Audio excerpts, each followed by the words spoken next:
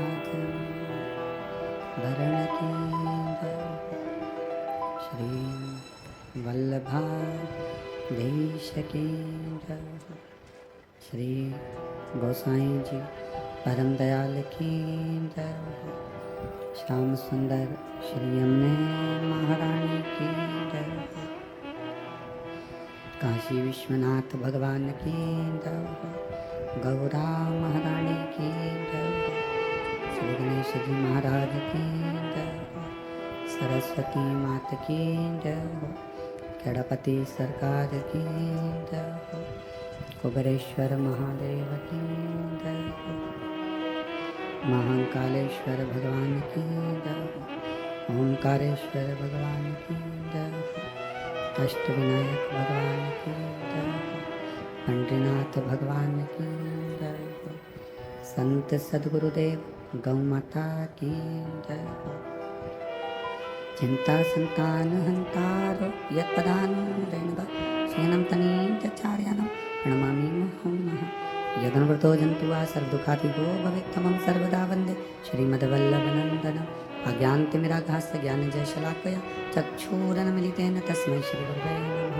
नमामि हृदयशेषे लीलाचरद्देशेन लक्ष्मीसहस्राम्भे सर्वमानं कलान्धि। चतुर्भीष्व त्रिभिस्तव षड्जायते योऽसौ पञ्चदा हृदय नमः। बोल विश्वनाथ भगवान की जय। ओम नमः शिवाय। ओम नमः शिवाय। ओम नमः शिवाय। ओम नमः शिवाय।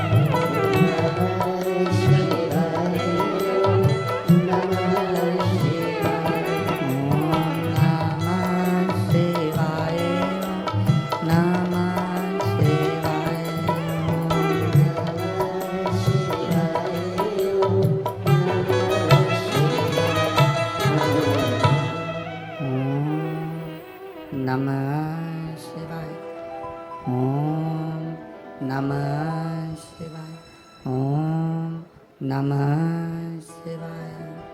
विश्वनाथ भगवान की, महाकालेश्वर भगवान की, ओंकारेश्वर भगवान की, अष्टविनायक भगवान की, श्री पंडरीनाथ भगवान की, कुबेरेश्वर महादेव की। हर हर महादेव, हर हर महादेव, हर हर महादेव हर। काशी विश्वनाथ, ओगरदानी, तरकालदर्शी, कैलाशी, अविनाशी भगवान शिव, जिनकी पुनीत पावन शिव महापुराण की कथा संपूर्ण विश्व के कल्याण हेतु बाबा देवादिदेव महादेव की कृपा से श्रवण करने का सौभाग्य प्राप्त हुआ।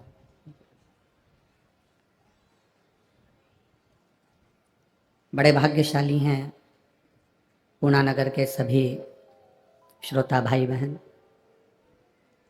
जो भगवान देवादिदेव महादेव की कृपा से भादव के पावन महीने में जिस समय पर भगवान श्री गणेश जी महाराज का प्रागट्य हुआ है, ऐसी पवित्र समय में शुभ आनंद के अंतर्गत अष्टविनायक शिव महापुराण की कथा श्रवण करने का सौभाग्य मिला है। कथा के मुख्य यजमान श्री शंकर भाऊ जगताप जी, भाजपा शहर अध्यक्ष श्री विजय भाऊ जगताप जी, अश्वनी ताई, लक्ष्मण भाऊ जगताप, लोकनेता लक्ष्मण भाऊ जगताप मित्र परिवार।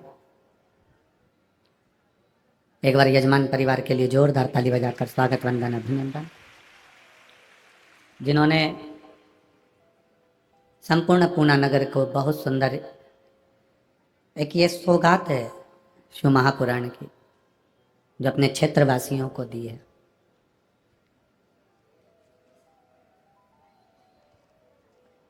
राजनेता तो कोई भी बन जाता है, सत्ताधारी तो कोई भी बन जाता है, पर नेता बनने के साथ में उसके हृदय में शिव के प्रति अगर भक्ति है तो समझ लो कि कहीं ना कहीं शिव जैसा शासन वो अपने क्षेत्र में कर सकता है।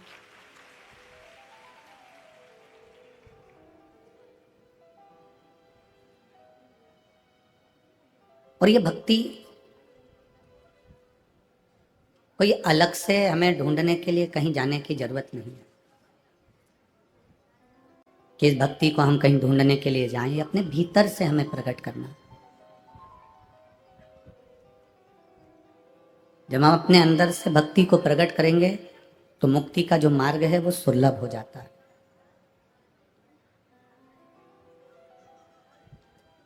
आज लाखों की संख्या में अगर पूना के निवासी क्षेत्रवासी इस पावन कथा को श्रवण कर रहे हैं तो ये मानकर चलो कि शिव ने आपको अपने लिए, स्वयं के लिए, मेरे भोलेनाथ ने आपको चुना है। ये शिव की कृपा से है।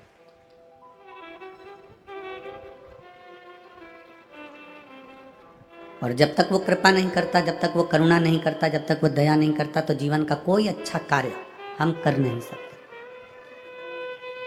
आप कितना ही प्रयास कर लो, पर कुछ भी कहो, महाराष्ट्र की इस पावन धरा को, पुनित पुण्यमय धरा को बहुत बहुत साधुवाद था, बहुत बहुत प्रणाम करता हूँ, जिसमें आप सब शिव भक्ति को धारण कर रहे हो। शंकर भगवान की अविरल भक्ति को आप धारण कर रहे हो। कथा के मध्य में, कथा के बीच में थोड़ा थोड़ा पानी थोड़ी थोड़ी देर में आता रहता है। ऐसा लगता है जैसे भोले बाबा तुम्हारे ऊपर फूल बरसा रहे हैं। आता है, चला जाता है, फिर आता है, फिर चला जाता है।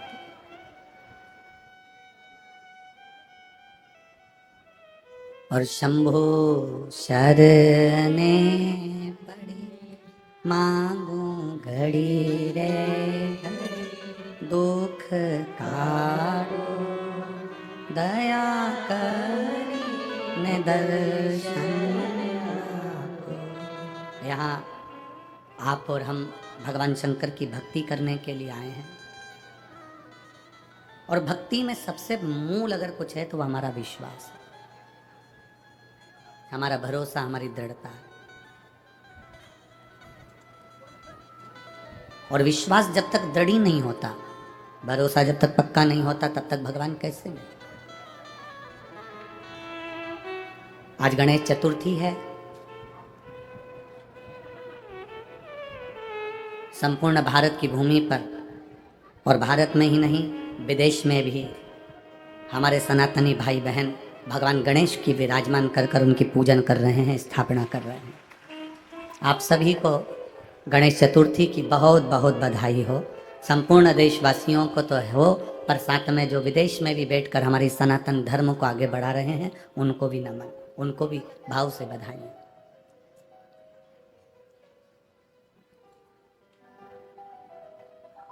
केवल 10 दिन के लिए गणेश जी को हमें नहीं बिठाना। 10 दिन हुए, विसर्जन कर दिया अनंत चतुर्दशी पे। गणेश क्या है? गणेश हमारा विवेक है, गणेश हमारी विनयता है। श्री गणेश जी महाराज हमारा विवेक भी है, और श्री गणेश जी महाराज हमारी विनयता भी है, हमारी विनम्रता भी है। जो विवेक से काम करता है और विनम्रता में अपने जीवन को जीता है, समझ लेना कि वो गणेश जी की पूजन रोज करता है, प्रतिदिन कर रहा है, क्योंकि उसमें विनम्रता भी है, उसमें विवेक भी है। और बड़ी जरूरी है विनम्रता। अगर नहीं है आपके भीतर में, तो आप परमात्मा को प्राप्त नहीं कर सकते। माउंट एवरेस्ट पर चढ़ना और कैलाश पर्वत पर चढ़ना, दोनों में अंतर है। बोलो, अंतर है कि नहीं है?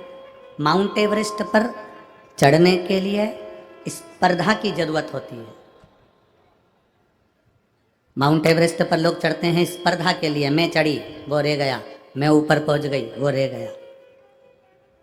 माउंट एवरेस्ट पर चढ़ना और कैलाश पर्वत पर चढ़ना, दोनों में अंतर है। माउंट एवरेस्ट पर चढ़ने के लिए स्पर्धा चाहिए, स्पर्धा होती है, और कैलाश पर्वत पर चढ़ने के लिए स्पर्धा नहीं, श्रद्धा होती है, तो कैलाश पर्वत पर चढ़ पाते हैं। स्पर्धा और श्रद्धा में बहुत अंतर है। श्रद्धा में कोई कंपटीशन नहीं है, श्रद्धा में कोई दिखावा नहीं है।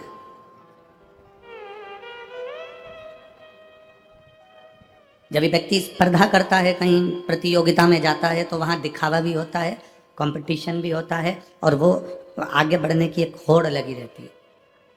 कल आपको कथा में कहा था, शंकर जी के मंदिर में जाना तो दिखावा नहीं करना, शिव के मंदिर में जाना तो दिखावे से परे रह जाना।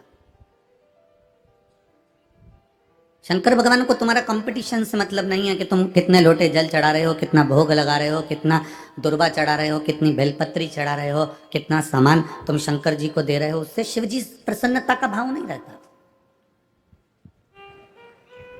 तुम्हारी स्पर्धा से माउंट एवरेस्ट पर चढ़ा जा सकता है, पर स्पर्धा से, प्रतियोगिता से कैलाश पर्वत पर नहीं चढ़ सकते। कैलाश पर्वत पर चढ़ना शिव को प्राप्त करने के लिए स्पर्धा नहीं, तुम्हारे भीतर की श्रद्धा जितनी प्रबल होती जाएगी, उतना परमात्मा तुम्हारे करीब आता चले जाएगा। अब श्रद्धा, विश्वास, भरोसा हम कहां से प्रकट करें?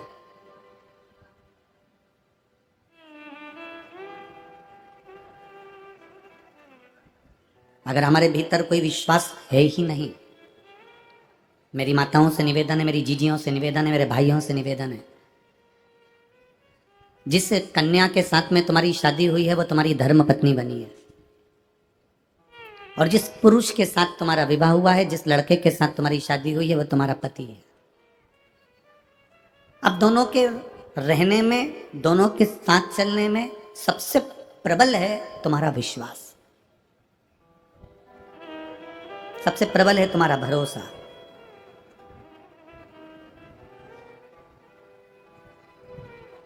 पत्नी मोबाइल पर किससे बात कर रही है, पति मोबाइल पर किससे बात कर रहा है? अगर पत्नी पति पर भरोसा रखती है और विश्वास रखती है, तो पति किसी से भी बात कर रहा है, अगर तेरा विश्वास पक्का है, तेरी दृढ़ता पक्की है, तो ये मान कर चलना कि तेरा पति तेरा ही रहेगा, वो कितना भी भटक कर आ जाए। हम अगर विश्वास को तोड़ देते हैं, भरोसे को तोड़ देते हैं, तब पत्नी और पति में विभाजन हो जाता है और पति गलत मार्ग पर जाने लगता है। फिर पत्नी भी अपने बच्चों को, अपने पति को समय नहीं दे पाती है, वो अपने ऑफिस में, अपने कार्य में लग जाती है, क्योंकि विश्वास नहीं है दोनों में भरोसा नहीं है, दोनों में दृढ़ता नहीं है। एक विश्वास की एक बात यहाँ पर आई है पत्र में। मेरा नाम गुड़िया गुप्ता है, पति का नाम विजय गुप्ता है, ग्राम पोस्ट रजत पार्क, जिला पालघर, महाराष्ट्र से हूँ। कहीं बैठी हो तो हाथ हिला सकती हैं। आप ही हैं? दोनों हाथ हिला दो एक बार वापिस। हाँ, ऐसे हिला दो। गुरुजी, मेरे बाबा का मैं क्या गुणगान करूं। मेरे पति 20 साल से दारू पीते थे। 20 साल से मेरे पति दारू पीते थे। मैं बहुत परेशान थी गुरुजी। फिर मेरी सहेली के घर पर गई थी तो सहेली बोली, सियोर वाला महाराज की कथा आती है आस्था चैनल पर, टीवी के सामने बैठकर तू संकल्प कर। टीवी के सामने एक आसन लगाकर बैठ जाना, सोफे पे बैठे तो सोफे पे बैठ जाना, पलंग पर बैठे तो पलंग पर बैठ जाना, पर बैठना जब तक कथा चले तब तक बैठकर संकल्प लेकर सुनना। और मैंने कथा सुनना प्रारंभ करी। 20 सितंबर 2022 से मैंने आपकी कथा पहली बार सुनी थी। 20 साल से मेरा पति दारू पी रहा है और मैं 20 सितंबर 2022 को पहली बार आपकी कथा टीवी पर सुनी, जिसमें आपने पशुपतिनाथ के व्रत का वर्णन किया। बाबा से संकल्प करा, टीवी के सामने बैठकर संकल्प करा कि मेरा पति दारू नहीं छोड़ता, कुछ ऐसी कृपा कर दो बाबा कि मेरे पति की दारू छूट जाए। मैं पशुपति व्रत प्रारंभ कर रही हूँ और जिस दिन मेरे पति की दारू छूट गई, मैं पंडाल में जाकर कथा जरूर सुनूंगी। ये मैंने बाबा से निवेदन करा और संकल्प लिया। 2022 में मैंने बाबा से 20 सितंबर को संकल्प लिया और कथा सुनी। बाबा का मैं क्या गुणगान करूं गुरुदेव। पति ने, मैंने पशुपति व्रत पूरा कर लिया, पर पति दारू छोड़ने को तैयार नहीं हुआ। मैं समझाती, नहीं मानते। तब किसी ने कहा कि केवल टीवी पर बैठकर कथा सुनी है आपने, एक बार कहीं मौका मिल जाए तो पंडाल में बैठकर कथा सुनो। तब आपकी कथा पावागढ़ में चल रही थी, गुजरात में। मैं पालघर से पावागढ़ चली गई और पावागढ़ के गुजरात में जब कथा चली तब मैंने एक दिन की कथा को सुना और बाबा से प्रार्थना कहा, बाबा तेरी इस रज को मैं यहाँ से लेकर जा रही हूँ कथा के पंडाल से। बाबा तू ऐसी कृपा करना कि मेरा पति अगर मदिरा को भी छुए तो उसको विष नजर आए, ऐसी कृपा कर देना। बाबा को कहकर मैं पावागढ़ की कथा से रज को स्पर्श कर कर अपने मस्तक पर लगाकर चली गई और बाबा को कहकर गई। और बाबा ने ऐसी कृपा करी गुरुदेव कि जो मेरा पति 20 साल से दारू नहीं छोड़ पाया, उसने दारू से नफरत कर ली। और एक दिन मैंने उसकी परीक्षा भी ली। मैंने कहा, अगर तुम्हारा मन करता है और तुम्हें अगर बेचैनी लग रही हो तो मैं मंगवा कर दे देती हूँ। मेरा पति कहता है, ना जाने मुझे क्या हो गया, जब उसको देखता हूँ दारू को तो मुझे नफरत सी लगती है। उस दिन से दारू छोड़ी है। मैं बाबा को प्रणाम करने के लिए। बैठिए बहन, दोनों हाथ एक बार हिला दो। हर हर महादेव, बधाई आपको, बाबा की कृपा बनी रहे। बैठिए। शिव तत्व इसी को कहते हैं।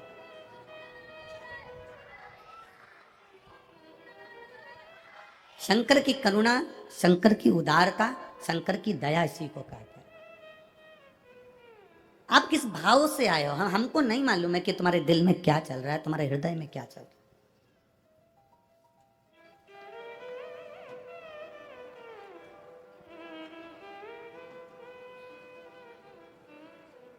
जब इस व्यास पीठ के पास में हम आते हैं, झोली पसार कर यहाँ पर बाबा को नमन कर कर कहते हैं, बाबा ये जितने आए हैं और जितने टीवी के सामने सुन रहे हो, जितने मोबाइल पर सुन रहे हो, जितने फेसबुक पर सुन रहे हो, जहाँ बैठे हो, अगर ये झोली ना पसार पाए तो इनके लिए हम झोली पसारते और इनकी झोली भर कर भेजते। आप दिल से अगर उसको पुकार रहे हो, आप दिल से उससे निवेदन कर रहे हो तो वो दिल से सुनता है।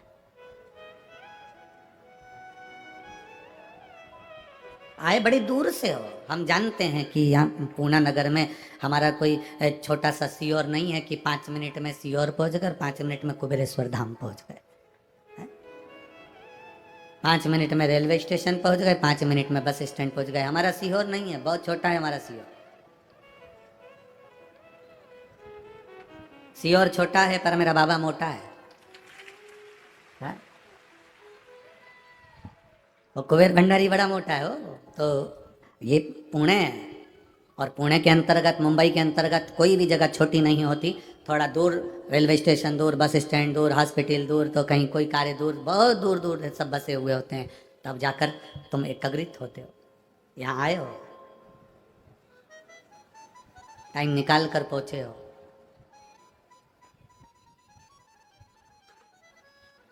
तुमने तुम्हारी पड़ोसन की लड़की की शादी में अगर काम किया है तो तुम्हारी पड़ोसन तुम्हारे घर की लड़की की शादी में भी काम करेगी। तुम अगर यहाँ तक आए हो तो वो भी तुम्हारे दरवाजे तक पहुंच ही जाएगा, भले दूर हो, कितना भी दूर हो, वो पहुंचेगा।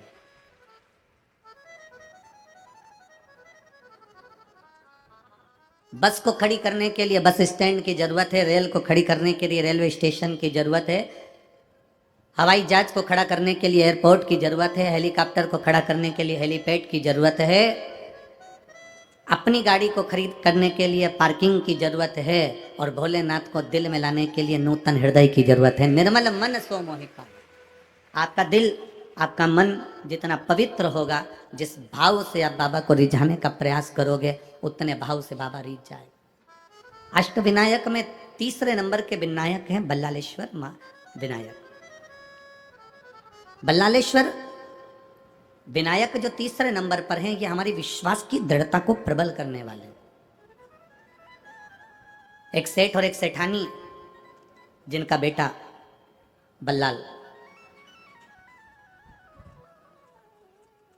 अब विश्वास देखिए कैसी प्रबलता लाता है, भरोसा देखिए कितनी प्रबलता लाता है। छोटा सा बेटा। अब कौन बोले सेठ जी को कि तुम्हारा जो बेटा जन्म लिया है, उस समय पर तुम्हारी जो धर्म पत्नी थी वो शिव की आराधना में लगी रहती थी, शंकर के गुणगान में लगी रहती थी, और वो अर्धांगिनी सेठ जी की जो धर्म पत्नी थी वो भगवान शिव जी से हमेशा एक ही बात मांगती थी कि कुछ ऐसी कृपा करना, मेरा जो बेटा जन्म ले वो आपकी सेवा में, आपकी भक्ति में, शिव की भक्ति में, गणेश की भक्ति में, देवी की भक्ति में, भगवान की भक्ति में लगा रहे। एक तुम हो और एक वो सेठानी, दोनों में अंतर है। आज के जमाने में नारी का अगर गर्भ ठहरता है ना, तो वो पहले से विचार करती है मेरे बेटे को मैं डॉक्टर बनाऊंगी, दूसरा सोचता है मेरे बेटे को इंजीनियर बनाऊंगी, तीसरा सोचता है मैं अपने बेटे को कलेक्टर बनाऊंगी। है आज के ज़माने में इस पढ़ाई के चक्कर में लोग इतनी कंपटीशन में पड़ गए हैं, इतना टेंशन में पड़ गए हैं। हाँ, जितने यहाँ बैठे हो, ये तुम जितने बैठे हो ना, ये तुम और जितने आस्था चैनल पर कथा सुन रहे हैं और जितने फेसबुक यूट्यूब पर कथा सुन रहे हैं, आप में से सबसे पूछो आप अपने बेटे को क्या बनाना चाहती हो, तो कोई कहेगी इंजीनियर, कोई कहेगी सीए, कोई कहेगा डॉक्टर, कोई कहे कलेक्टर, कोई कहे एसपी, कोई कहेगा डीएसपी, कोई कहेगा ये, कोई कहेगा वो। इतने बैठे हो, आप में से एक आज तक नहीं बोला कि मैं अपने बेटे को संत तुकाराम बनाऊंगी, कि ज्ञानेश्वर बनाऊंगी, कि मैं अपने बेटे को मुक्ताई बाई बनाऊंगी, कि मैं अपने बेटे को स्वामी विवेकानंद बनाऊंगी, कि रामकृष्ण परमहंस बनाऊंगी, कि मीरा बनाऊंगी। पहले के लोग अपने बच्चे को संत बनाने का, साधु बनाने का, उसको श्रेष्ठ बनाने का प्रयास करते थे। आज के जमाने में जिससे मिलो वो एक ही बात कहता, बेटा पढ़ाई कर रहा है गुरुजी, आशीर्वाद दो डॉक्टर बन जाए। बेटी पढ़ाई कर रही है गुरुजी, आशीर्वाद दो इंजीनियर बन जाए। बेटा पढ़ाई कर रहा है गुरुजी, आशीर्वाद दो सीए बन जाए। एक भी नहीं आता हमारे पास में कि जो कहे मेरा बेटा संत तुकाराम जैसा बनने का प्रयास कर रहा है गुरुजी, आशीर्वाद दो कि हरि विठल के भजन में लग जाए।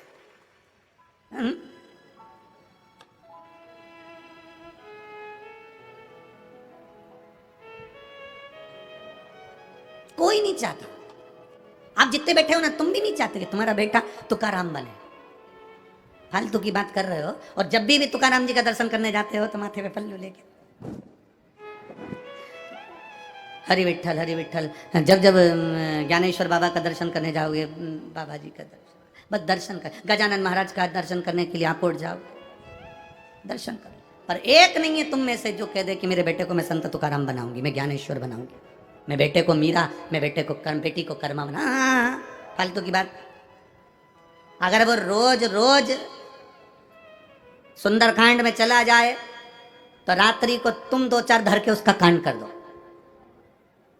वो रोज रोज अगर सत्संग में चला जाए, वो रोज रोज कथा सत्संग में जाए तो तुम क्रोध में आ जाओ।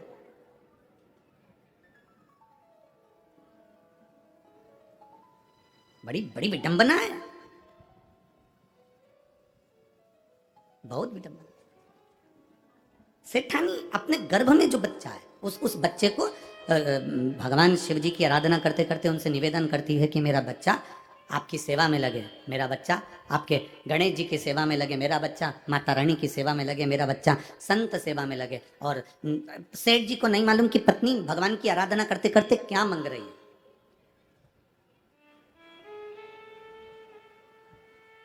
और गर्भ में जो बच्चा था भगवान की कृपा से ऐसा संस्कारवान पैदा हुआ, ऐसा संस्कारवान पैदा हुआ कि वो संस्कारवान ऐसा पैदा हुआ कि अपने माता पिता को प्रणाम करता। उसका नाम बल्लाले। तो वो बल्लाल अपने माता पिता को नमन करता, बड़ा हो गया, विद्या अध्ययन करने गया, मन नहीं लगा क्योंकि उसका मन भगवान शंकर की और गणेश की आराधना में लगा।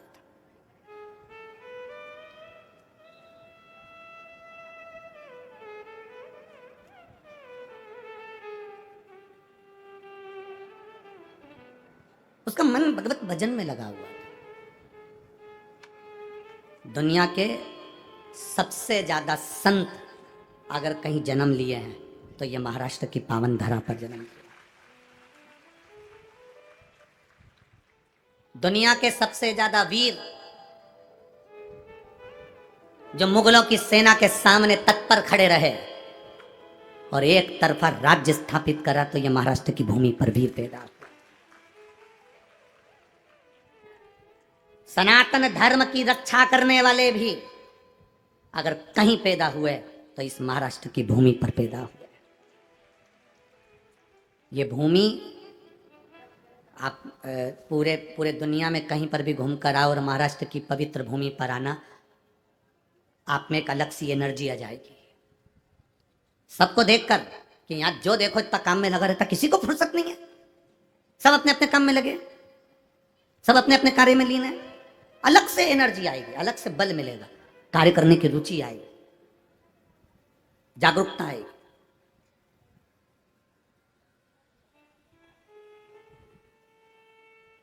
जो महाराष्ट्र का पानी पी लेता है वो 10 घाट का पानी नहीं पीता, एक ही घाट भारी है उसको। साधारण है। महाराष्ट्र की पावर धारा, महाराष्ट्र की पुण्यमय धारा संत की धरा है, महाराष्ट्र की पुण्य धरा सत्य की धरा है और महाराष्ट्र की पुण्य धरा सनातन धर्म की धरा है। यहाँ वीर सनातनी होते। यहाँ पर एक वीर ऐसे हुए, अभी की कथा, यहाँ पुराने वीरता की तो बात ही नहीं कर रहे हम। यहाँ के वीर एक ऐसे हुए, बाला साहिब ठाकरे ऐसे वीर हुए जो 1990 में जब उपद्रव मचा कश्मीर में और विरोधियों ने जब विरोध करा और अमरनाथ की यात्रा को रोकने का कहा, तब बाला साहब ठाकरे ने अपनी धाड़ भरी और कह दिया मुंबई से ही तो निकलोगे तुम भी, अगर वो अमरनाथ की यात्रा रुकी तो मुंबई से जाने वाली सारी यात्रा रोक दी जाएगी, तुम जहां जाना चाहते हो तब जाकर फिर अमरनाथ की यात्रा प्रारंभ होगी। ये कोई साधारण है? ये साधारण भूमि है क्या? इसी महाराष्ट्र की पावन धरा से वीर शिवाजी का प्रगट्य है, इसी महाराष्ट्र की पावन धरा से मां अहिल्याबाई का प्रागट्य है। इस वीर भूमि को हम कैसे भूल जाए? संत दिए, साधु दिए, सन्यासी दिए, तपस्वी दिए, वीरता दी, सनातन धर्म दिया। चाहे दुनिया के लोगों ने कितना भी विरोध करा हो, पर यहाँ सनातन धर्म को हमेशा जागरूकता उत्पन्न कराई गई है और जागरूकता दी गई है, जिससे सनातन धर्म बढ़ता रहे, सनातन धर्म बढ़ता रहे। आज पूरा देश जिन गणेश जी महाराज को अपने घरों में बिठा रहे हैं, आज पूरा देश जो गणेश जी महाराज की स्थापना कर रहे हैं वो इसी महाराष्ट्र की पुण्यमय धरा से सब दूर सुगंध फैलाई गई, इसी महाराष्ट्र की पावन धरा से। बल्लाल ने माता के चरणों को प्रणाम करा, पिता के चरणों को प्रणाम करा, विद्या अध्ययन करने के लिए भेजा था, पर मन नहीं लगा क्योंकि वो भगवान की सेवा में लगा था। बल्लाल करता क्या था, मिट्टी का तो शिवलिंग बनाता था और मिट्टी का ही गणेश बनाता था।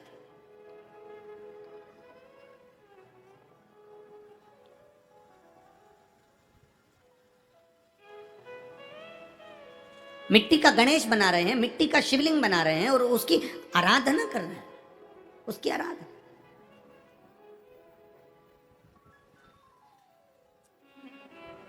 अब जो बच्चे उसके साथ विद्या अध्ययन करने गए थे उनको भी उसने उसी में लगा दिया।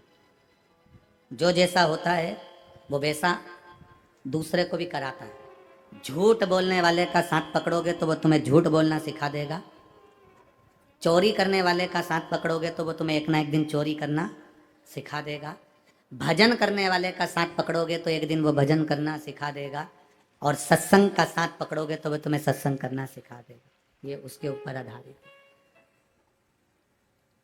आप साथ किसका पकड़ रहे हो, आप सानिध्य किसका कर रहे हो, आप किसका संग कर रहे हो, आप किसका साथ पकड़ रहे हो, आपके ऊपर निर्भर करता है, आपके ऊपर निर्भर करेगा। इसीलिए संगत का बहुत बड़ा अंतर पड़ता है। लिफ्ट से बिल्डिंग पर चढ़ना और पैदल पैदल बिल्डिंग पर चढ़ना, दोनों में क्या अंतर है? बोलो, जल्दी से बोलो। लिफ्ट से बिल्डिंग पर चढ़ना और पैदल पांव के द्वारा बिल्डिंग पर चढ़ना, दोनों में क्या अंतर है? अरे बोलो ना पूना वाला, हमारे यहाँ तो उधर सीहोर में तो इतनी लिफ्टें भी नहीं है, हैं? कम मेहनत पड़ती है, बेटी बोली है कम मेहनत पड़ती है। लिफ्ट से चढ़ना और पैदल चढ़ना, दोनों में क्या अंतर है? दोनों में केवल एक अंतर भारी है।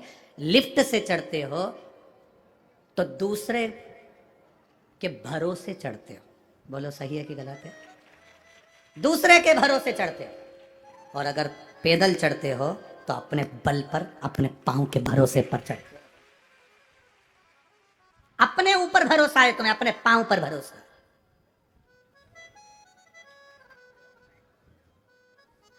अपने भरोसे पर चढ़ रहे हो। 2 मंजिल मैं चढ़ जाऊंगी, तुम आओ लिफ्ट से, लिफ्ट की जरूरत तुम्हें, तुम आओ, मैं अभी पहुंचती हूं, अभी पहुंचती हूं मैं।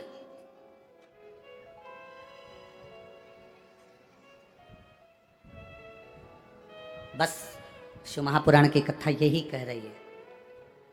भगवान से कहना, भोलेनाथ हमें कभी दूसरे की लिफ्ट की जरूरत नहीं पड़े, हमारा भरोसा पक्का रखना, हमारा विश्वास दृढ़ रखना, हमारा भरोसा पक्का रखना। हम अपने ऊपर इतना भरोसा रखें, मुझे मेरे पांव पर, मेरे हाथ पर, मेरे भाग्य पर और मेरे परिवार पर और मेरा अपने आप पर इतना प्रबल भरोसा होना चाहिए कि दुनिया का कोई व्यक्ति जो काम ना कर पाए वो मैं कर कर दिखा दूं। ये भरोसा मेरा पक्का, ये विश्वास मेरा दृढ़ हो।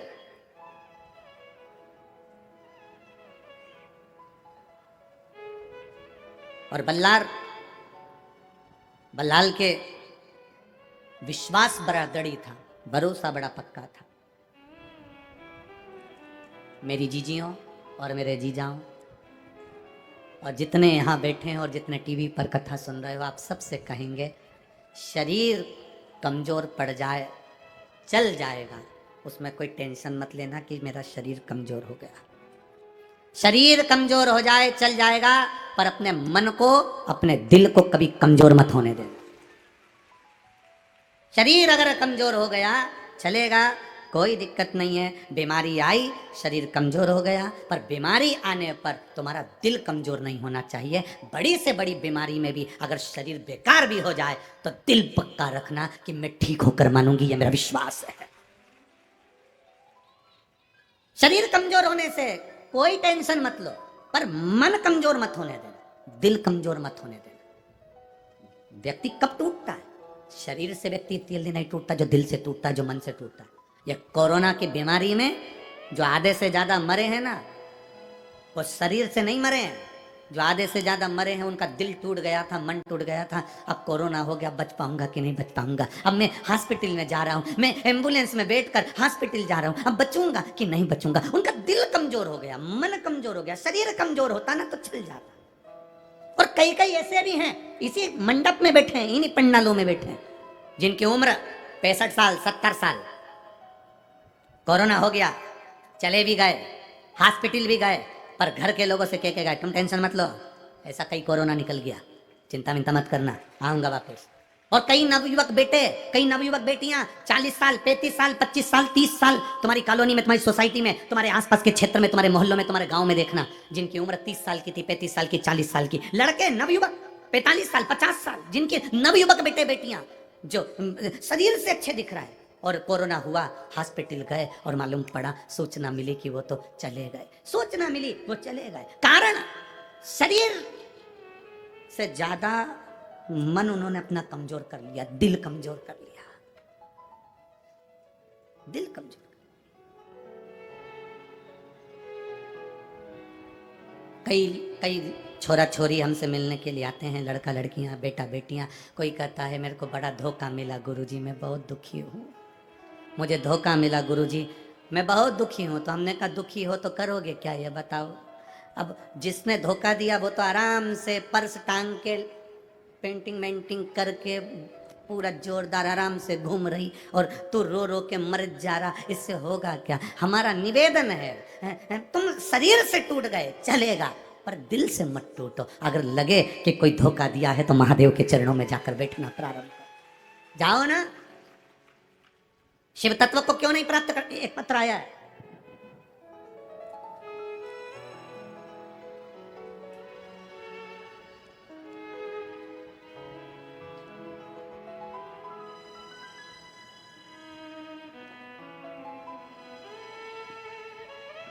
मेरा नाम सोनाली योगराज पवार, मैं अपट पुणे की रहने वाली हूँ। कहीं बैठे हो तो हाथ हिला सकती हैं, कहीं पर भी बैठे हो तो हाथ हिला सकती हैं। मेरा नाम सोनाली योगराज पवार है, मेरा मोबाइल नंबर ये है, मैं अपट पुणे की रहने वाली हूँ। एक लोटे जल का क्या वर्णन करूँ? कहीं बैठी हैं क्या? तो हाथ हिला दो। अच्छा यहाँ है, ठीक है, हाथ हिला दो बहन, ठीक है। एक लोटे जल का मैं क्या बखान करूँ गुरुदेव, मैं लिख नहीं सकती। बताना चाहती हूँ कि मेरा भाई पवन बसंत कुमार बसंत ठाकुर 2019 से सरकारी नौकरी के लिए तैयारी कर रहा था, हर बार हार रहा था। एक बार तो इतना डिप्रेशन में पहुंच गया कि उसको लगा कि अब मैं कुछ नहीं कर सकता, कुछ भी नहीं। तब मैंने मेरे भाई से पशुपतिनाथ का व्रत करवाया और कहा भाई तो चिंता मत कर, वो सियोर वाला महाराज छाती ठोक कर कहता है कि मेरा बाबा बैठा है, तो टेंशन मत लेना। तो तू डिप्रेशन में क्यों पड़ा, एक बार फिर तैयारी कर। उसने कहा दीदी मैं निकल नहीं पाऊंगा। मैंने कहा पशुपतिनाथ का व्रत कर, शिव जी की स्तुति कर, अपने मन को पक्का कर, अब की बार निकलेगा ये निश्चित है। और मैंने मेरे भाई से पशुपतिनाथ का व्रत कराया। धीरे धीरे जैसे जैसे सोमवार बढ़ते गए वैसे वैसे मेरे भाई का विल पावर बढ़ा, उसने पढ़ाई पर ध्यान दिया, क्योंकि टूट गया था, डिप्रेशन तक पहुंच गया था। तब आखिरी में बाबा की ऐसी कृपा हुई, 16 मई 2023 को मेरा भाई जो रेलवे का एग्जाम दिया था उस रेलवे के एग्जाम में निकल गया और भुसावल मध्य रेलवे में उसकी नौकरी लग गई। मैं प्रणाम करने के लिए भुसावल मध्य रेलवे में मेरी उसकी नौकरी लग गई, मैं प्रणाम करती हूँ। ये शिव तत्व है। बैठिए बहन, एक बार बात हाथ हिला दो। हर हर महादेव। शिव तत्व की प्राप्ति इसी को कहते हैं, ये शंकर की प्राप्ति का केंद्र बिंदु है। क्यों हारे? शरीर कमजोर होगा चलेगा, पर दिल मन कमजोर मत होने देना। आप बूढ़े हो गए, आपका शरीर कमजोर हो गया, आप बुजुर्ग हो गए, शरीर कमजोर हो गया, आप बीमार हो गए, शरीर कमजोर हो गया, आप शरीर से टूट गए। सबने कहा है मौसी जी कितनी कमजोर दिख रही हो, मामा जी कितने दुबले दिख रहे हो। उनसे कह देना ये शरीर पर मत जाना, शरीर कमजोर हुआ है। पर सियोर वाला महाराज कहता आया है दिल मन कमजोर मत होने देना, दिल से मजबूत बने रहना। अभी और मेरी जिंदगी है, अभी और मैं जीऊंगा, अभी और मैं मेहनत करूंगा और मैं विजेता पाऊंगा। कैसे टूट जाए?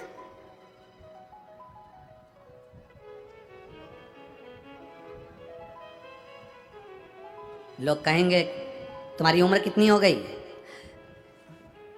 68 के करीब में है। अच्छी हो गई 68, 68 हो। कोई ने कहा 70 के हो गए, कोई ने कहा 72 के हो गए, कोई कहे 80 के हो गए।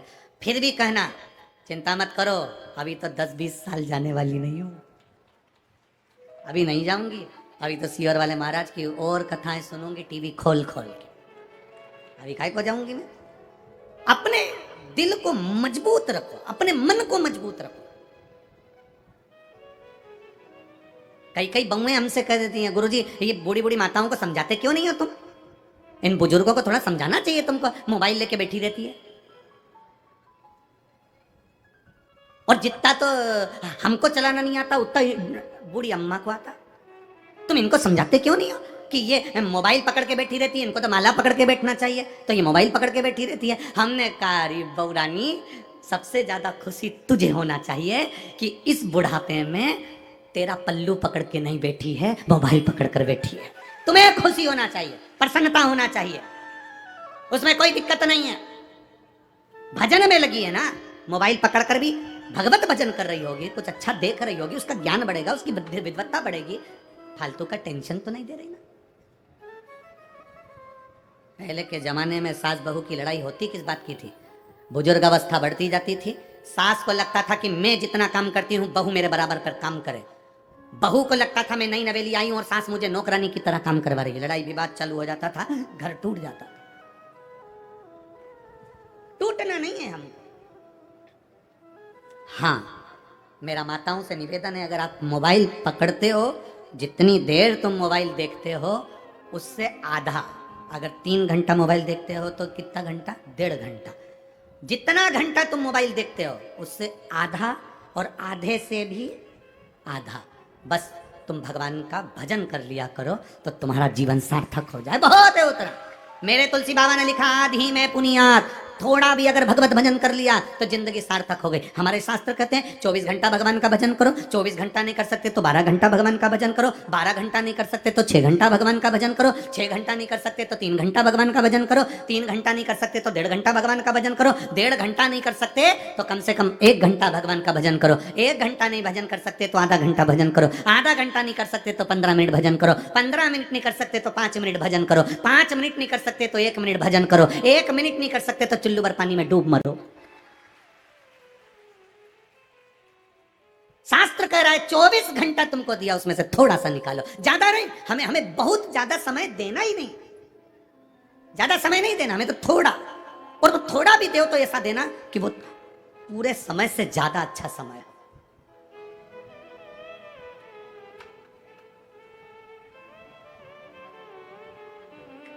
हम कभी नहीं कहे, आज तक इस व्यासपीठ से तुम्हें कभी नहीं कहा कि तुम पूरे दिन मंदिर में जाकर बैठ जाओ, नदी के तट पर जाकर बैठ जाओ, तीर्थ में जाकर बैठ जाओ, या तुम 24 घंटे मंदिर के अंदर बैठे रहो। हमने कभी इस व्यासपीठ से नहीं कहा कि तुम 24 घंटे माला पकड़ कर बैठे रहो, तुम 24 घंटे भगवान का भजन कर। हमने कभी नहीं कहा, और कभी ना कहने वाले तुमसे कि तुम 24 घंटे भगवान का भजन करो।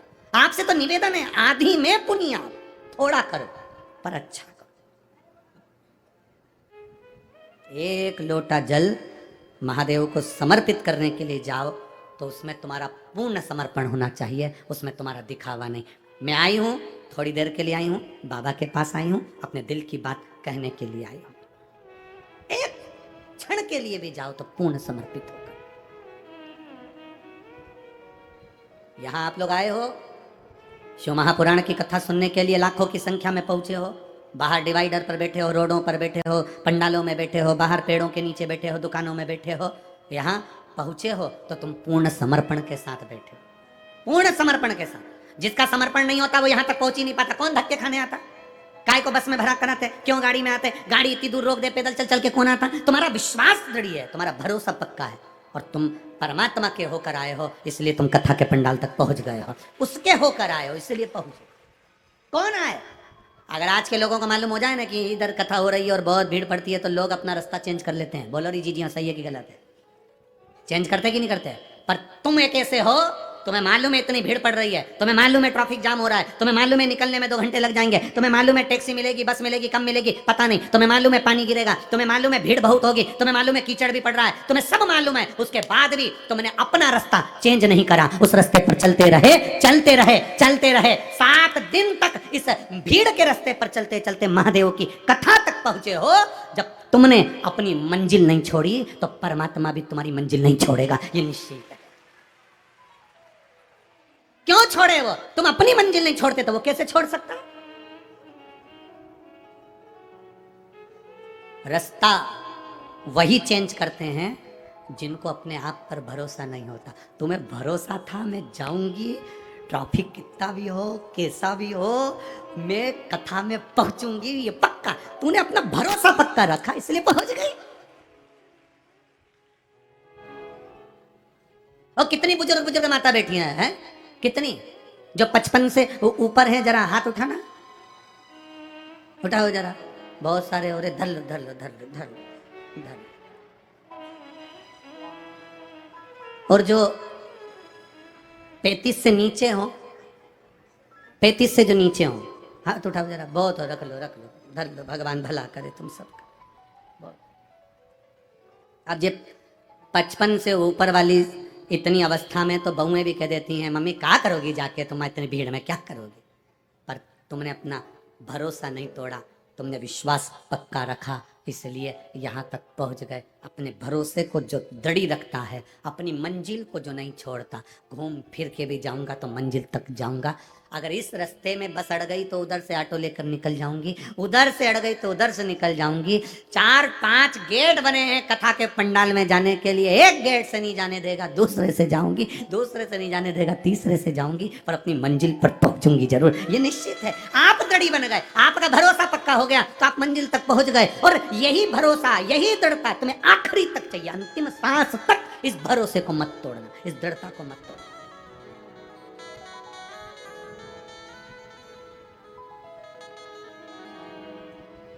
अंतिम सांस।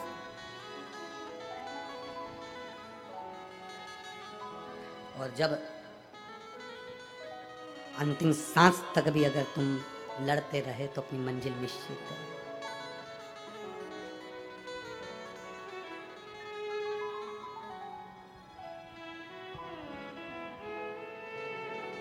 वो कहे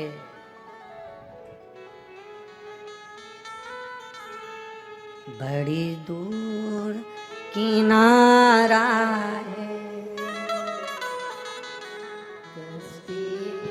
पुरानी है, भोले बाबा सुन भी लो ये मेरी कहानी है।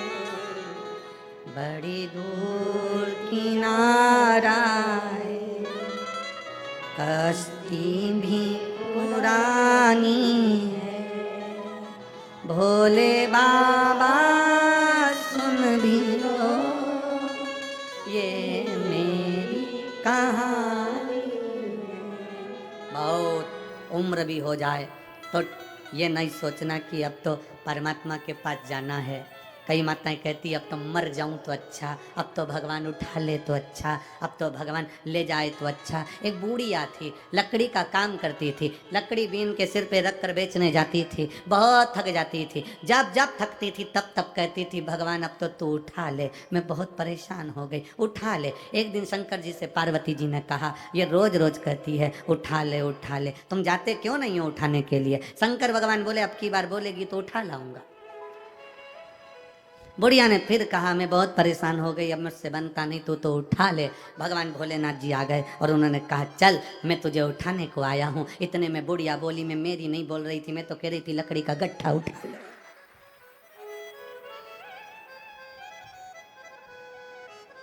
तुम इतने से में टूट गए।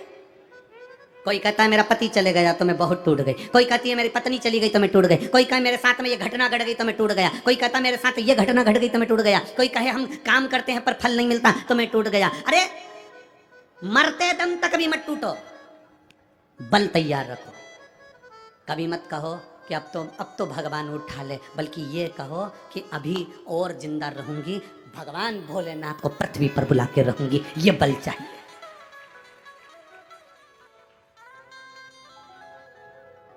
ये बल अपने भीतर उत्पन्न करो ना। वो क्या कहते हैं, बुढ़ा तेरा, वो एक किसी ने कहा है, बुढ़ा तेरा, कि हम कहां बुढ़े हुए।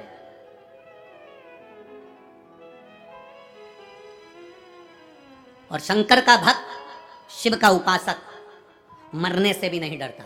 मौत को शिव का भक्त तो साथ लेकर चलता है। इसलिए साथ लेकर चलता है, शंकर का भक्त खुश होकर चलता है कि जिस दिन मर भी जाऊंगा, उस दिन अगर ये चिता पर मेरी ये शरीर जल भी जाएगा तो भस्म तैयार हो जाएगी और वो भस्म शिव संभालेगा। इसलिए मुझे मरने से डर भी नहीं लगता। मृत्यु से क्या भक्त।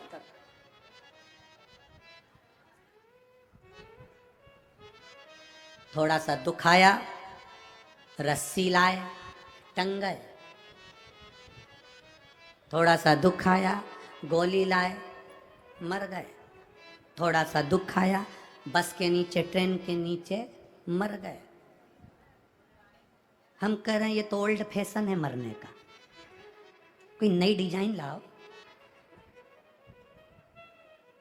रोज रोज रोटी खाओगे तो कहोगे एक आध दिन तो पिज्जा चाहिए, एक आध दिन तो इडली सांभर या पूरन पोली चाहिए है? आमटी और मिर्ची का ठेसा। रोज रोज एक जैसा तो सब वो कहे वो मर गया रस्सी से बंद कर, वो के उसने सुसाइड कर लिया, पढ़ाई में नहीं हुआ तो वो मर गया, उसने उसके चक्कर में मर गया उसके। अरे कोई नया फैशन लाओ। मरो मरो सब कोई कहे, मर के देखे कोई, मरो तो ऐसा मरो कि फिर संसार सागर में जन्म ना हो।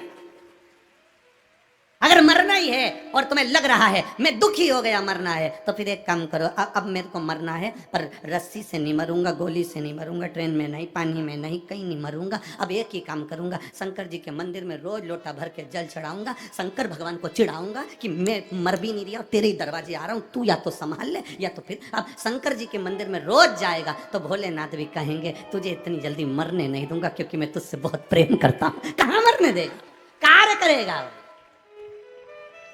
और मेरे भोले तेरा सहारा, मेरे भोले तेरा सहारा, मेरी नैया का तो किनारा, मेरी नैया का तो किनारा। क्यों मरना, किस लिए मरना, हमें नहीं मरना।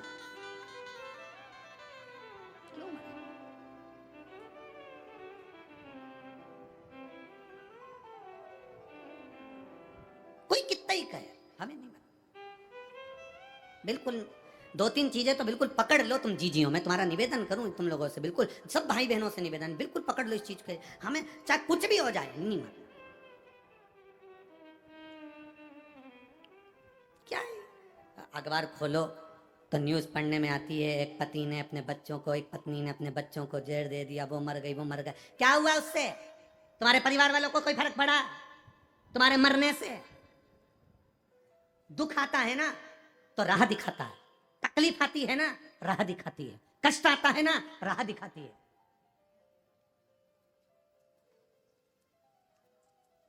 जब तक तपोगे नहीं तब तक निखरोगे नहीं। सोने के भी जेवर तप कर बनते हैं।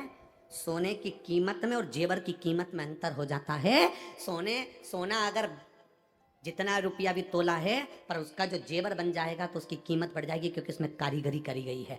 तुम्हें अगर तपाया गया है, तुम्हें अगर दुख दिया गया है, तुम्हें अगर कष्ट दिया गया है, तो तैयारी रखना, तुम कीमती जेवर बनने वाले हो, जो परमात्मा तुम्हारे साथ में।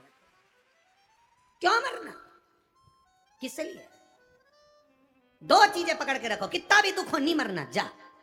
कर्जा भी हो गया ना, नहीं मरूं, जा। और अगर लड़ाई हो जाए तो मेरी जीजियों से निवेदन है, कभी लड़कर मायके मत जाना। छाती पे मुंह डालो, वहीं रहो, नहीं जाऊंगी। घर के लोग कितने ही कहते जा अपने बाप के घर, नहीं जाऊंगी। जितना झगड़ा हो उतना चने की दाल गलाओ, पूरन पोली बनाओ, नहीं जाऊंगी। और अगर वो ज्यादा बोले कि तू जा, तो साथ में आमठी भी तैयार करो, नहीं जाऊंगी, जा। और ज्यादा गुस्सा आए तो मिर्ची को कूट के ठेसा बना लो, पर मत जा, नहीं जाऊंगी। कहे कहे तो जा अपने बाप के घर, जा अपने पिता के घर। नहीं जाऊंगी, जा। मेरी माताओं से निवेदन, आज घर जो टूट रहे हैं ना इसी बात के, तुम चले जाती मायके, मायके वाले तुमसे कह देते हैं अब मत जाना, कभी भी मत जा। अब हम उनको अदालत में देखेंगे, इसमें देखेंगे, उसमें देखेंगे, और बेटा और बेटी का घर टूट गया। वो अदालत में खड़े हैं, वो अदालत में पहुंच रहे हैं, अदालत में एक दूसरे का मुंह देख रहे हैं, इधर से ये भड़का रहा है, उधर से वो भड़का रहा है। मत जा, वही छाती पे रहे। नहीं जाऊंगी, जा। ये 20 साल अगर दारू पिया होगा तो इसमें पत्र में लिखा है जो बात तो हमने बोली नहीं है, जो पत्र में लिखी वो बात तो बोली नहीं, कि कितना बकते होंगे, कितने बोलते होंगे, कितने कहते होंगे, कितने 20 साल में कितना सहन करा होगा। जरा विचार करिएगा, हमने वो बात बोली नहीं है, कितना सहन करा होगा। रहो, संभालने का थोड़ा प्रयास करो, और जिस दिन तुम संभालना सीख गए,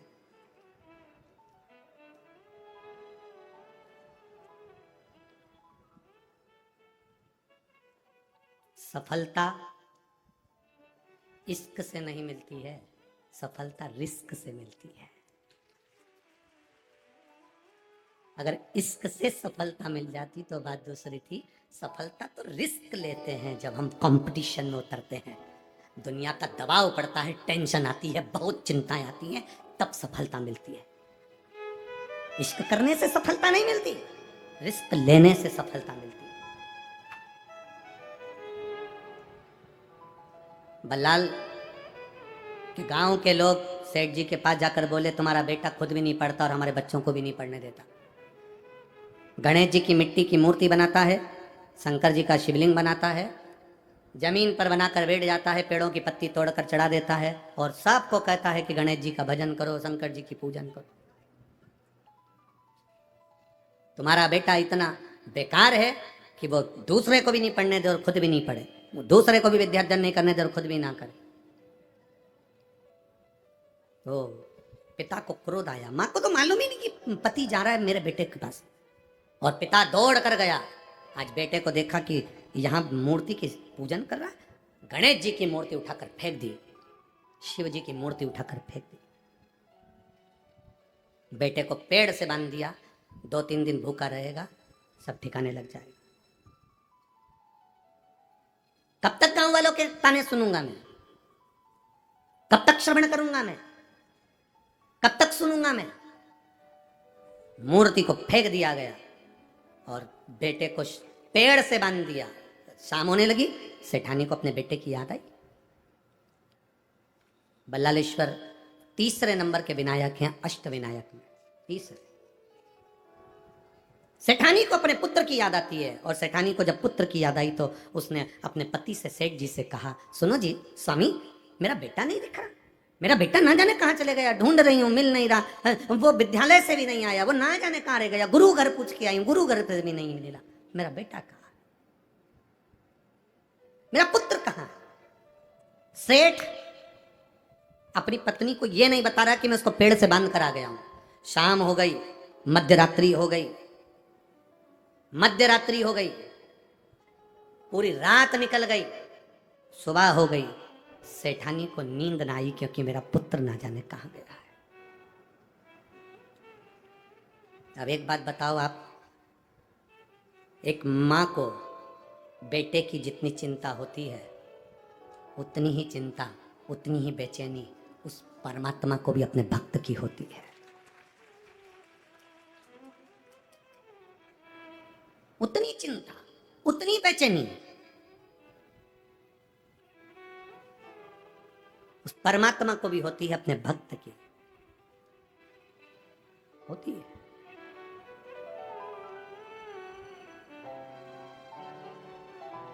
मिलन की आश उस परमात्मा को भी होती है, मिलन की आस उस परमात्मा को भी। तो कैसे मिले मेरा भक्त? माँ जितनी बेचैन हो रही है अपने पुत्र से मिलने के लिए, एक रात हो गई, रात बड़ी भारी निकलती है, जब बेटा नहीं दिखे, छोटा सा बेटा, मात्र 8 वर्ष की आयु जिसकी, और वो बेटा ना दिखे तो माँ की हालत क्या होगी? पिता चैन से सो रहा है क्योंकि उसको मालूम है मैं बांध कर आया, उसको मालूम है मेरे पेड़ से बांधा है, पर माँ माँ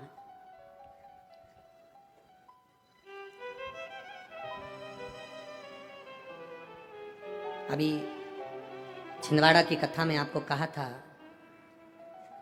यहाँ सबको है अपनी पड़ी, भजन कर ले घड़ी रो। यहाँ सबको है अपनी पड़ी, भजन कर ले घड़ी रो। इन नैनों का होना भी क्या, इन नैनों का होना भी क्या, जिन नैनों से, जिन आंखों से हमने भगवान का दर्शन ही नहीं किया तो उन नैनों से क्या फायदा, क्या लाभ।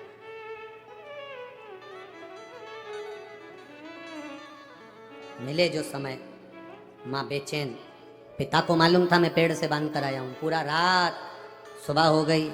आज माँ किससे कहे कि मेरा बेटा नहीं मिलता, मेरा बल्लाल नहीं मिल रहा, मेरा बेटा नहीं मिल रहा। ढूंढते ढूंढते माँ थक गई। तब उस माँ ने जो पहले करती थी आज वो किया। शिवलिंग का निर्माण, पार्थिव शिवलिंग का निर्माण कर कर गणेश जी की मट्टी की मूर्ति बनाकर उसकी पूजन के लिए बैठ गई। और जो बैठी और बस विनय करा, मेरे बाबा आपका बेटा चले गया था तो आप लेकर आए थे, षडानंद कार्तिक चला गया था श्रीशैलम पर तो आप लेकर आए थे, गणेश का सिर कट गया था तो आप लेकर आए थे। बाबा अब मैं किससे कहूं, आपके बेटे को आप लेकर आए हो तो आपका बेटा मेरे बेटे को लेकर आएगा, ये मेरा भरोसा कहता है, ये मेरा भरोसा कहता है, ये मेरा विश्वास कहता है, ये मेरी दृढ़ता कहती है।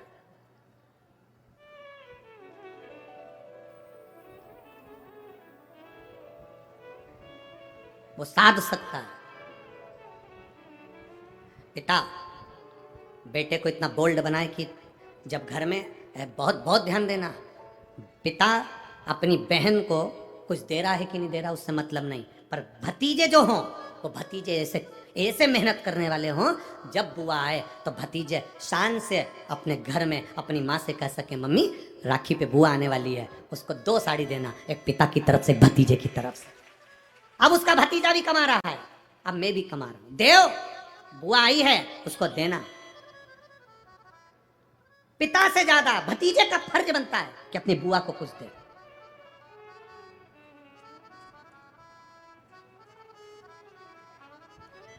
वो तो दुनिया के लोगों ने बुआ का नाम बदनाम कर दिया। प्रहलाद की जो बुआ थी उसने, दुनिया के लोगों ने कहानी गलत कर दी, पूरी कहानी गलत बताई। अगर दुनिया के लोग सही कहानी बताते तो भतीजा और बुआ का संबंध खराब नहीं होता। कहानी गलत थी ना। लोगों ने कहा, हिरण्यकशिपु ने अपनी बहन से कहा, बहन तू अपने भतीजे को गोदी में रखकर बैठ जा और चादर ओढ़कर बैठ जाना, तो बच जाएगी, तेरा भतीजा जल जाएगा। तो बुआ भतीजे को जलाने के लिए गोदी में लेकर बैठी। बोलो सही है कि गलत है? लोगों ने कहानी गलत बताई। होलिका, लोगों ने कहा उसने अपने भतीजे को जलाया। पहले तो होलिका का नाम तो निकालो कि होलिका का नाम क्या है। कथा वालों ने कह दिया हिरण्यकशिपु की बहन थी होलिका, वो अपने भतीजे प्रहलाद को गोदी में लेकर बैठ गई। वो प्रहलाद को हाथी के पांव के नीचे डाला, खोलते तेल में डाला, अग्नि में डाला, इसमें डाला, उसमें डाला, नहीं मरा। आखिरी में अपनी बहन से कहा होलिका, तो अपने भतीजे को गोदी में लेकर बैठ जा। पहले उस होलिका का असली नाम तो लाओ, जिस होलिका का नाम विष्णु पुराण में डूंडा लिखा है। क्या नाम लिखा है? डूंडा। होलिका का असली नाम लिखा है विष्णु पुराण में डूंडा। इसलिए आज भी होली में लकड़ी नहीं जलाई जाती, मोटे मोटे डूंड जलाए जाते हैं, क्योंकि उसका नाम डूंडा है। और डूंडा बैठी अग्नि में, भतीजे को गोदी में लेकर बैठ गई। उसके पास में एक ब्रह्मा जी की चादर थी, जिसको ओढ़ कर बैठ जाती थी तो आगी में जल नहीं सकती थी। डूंडा ने देखा चारों तरफ से आगी लग गई, मेरा भतीजा जल जाएगा। तो बुआ को लगा मेरा भतीजा जल जाएगा। बुआ वो होती है जो दुआ देती है, बुआ कभी बद्दुआ नहीं देती है। और डूंडा ने अपनी चादर को उतारा, आगी चारों तरफ से लग गई। बुआ को लगा मेरा भतीजा जल जाएगा, तो अपनी चादर उतार कर अपने भतीजे पे डाल दी, और बुआ खुद जल गई, पर अपने भतीजे को नहीं जलने दिया। ये कथा है, पर लोगों ने उसको पूरी पलट दिया, पूरा पलट दिया। बुआ कब जलाई अपने भतीजे को? आप में से इतनी सारी बुआ बैठी हैं, कभी अपने भतीजे को अपशब्द कहा? कभी अपने भतीजे को श्राप दिया, कभी अपने भतीजे को बद्दुआ दी? नहीं। जब भी बोलती हो मेरा भतीजा खूब फले फूले, भगवान कृपा करे, मेरे भाई जैसा नाम कमाए, मेरा भैया कितना नाम कमाता वैसा मेरा भतीजा नाम कमाए, तो भतीजे को चाहिए जब बुआ घर में आए तो अपने मम्मी पापा से कहना, पापा मम्मी 2 साड़ी देना, क्योंकि अब मेरी नौकरी लग गई है, मैं कमाने लगा हूँ, मैं कमा रहा हूँ, इसलिए मम्मी एक काम करना, 1 साड़ी पापा देंगे अपनी बहन को और 1 मैं दूंगा अपनी बुआ को। तो मम्मी कहेगी तू अपनी बहन को देना, बुआ को क्यों दे रहा है? तो कह देना अगर आज मैं दूंगा तो उसके भी भतीजे उसको देंगे। यह हमारे यहां क्रम चालू होना चाहिए। पर करे क्या, 4 भाई 1 साड़ी, बहन को जब देते हैं पैक करके, पूरी पैकिंग,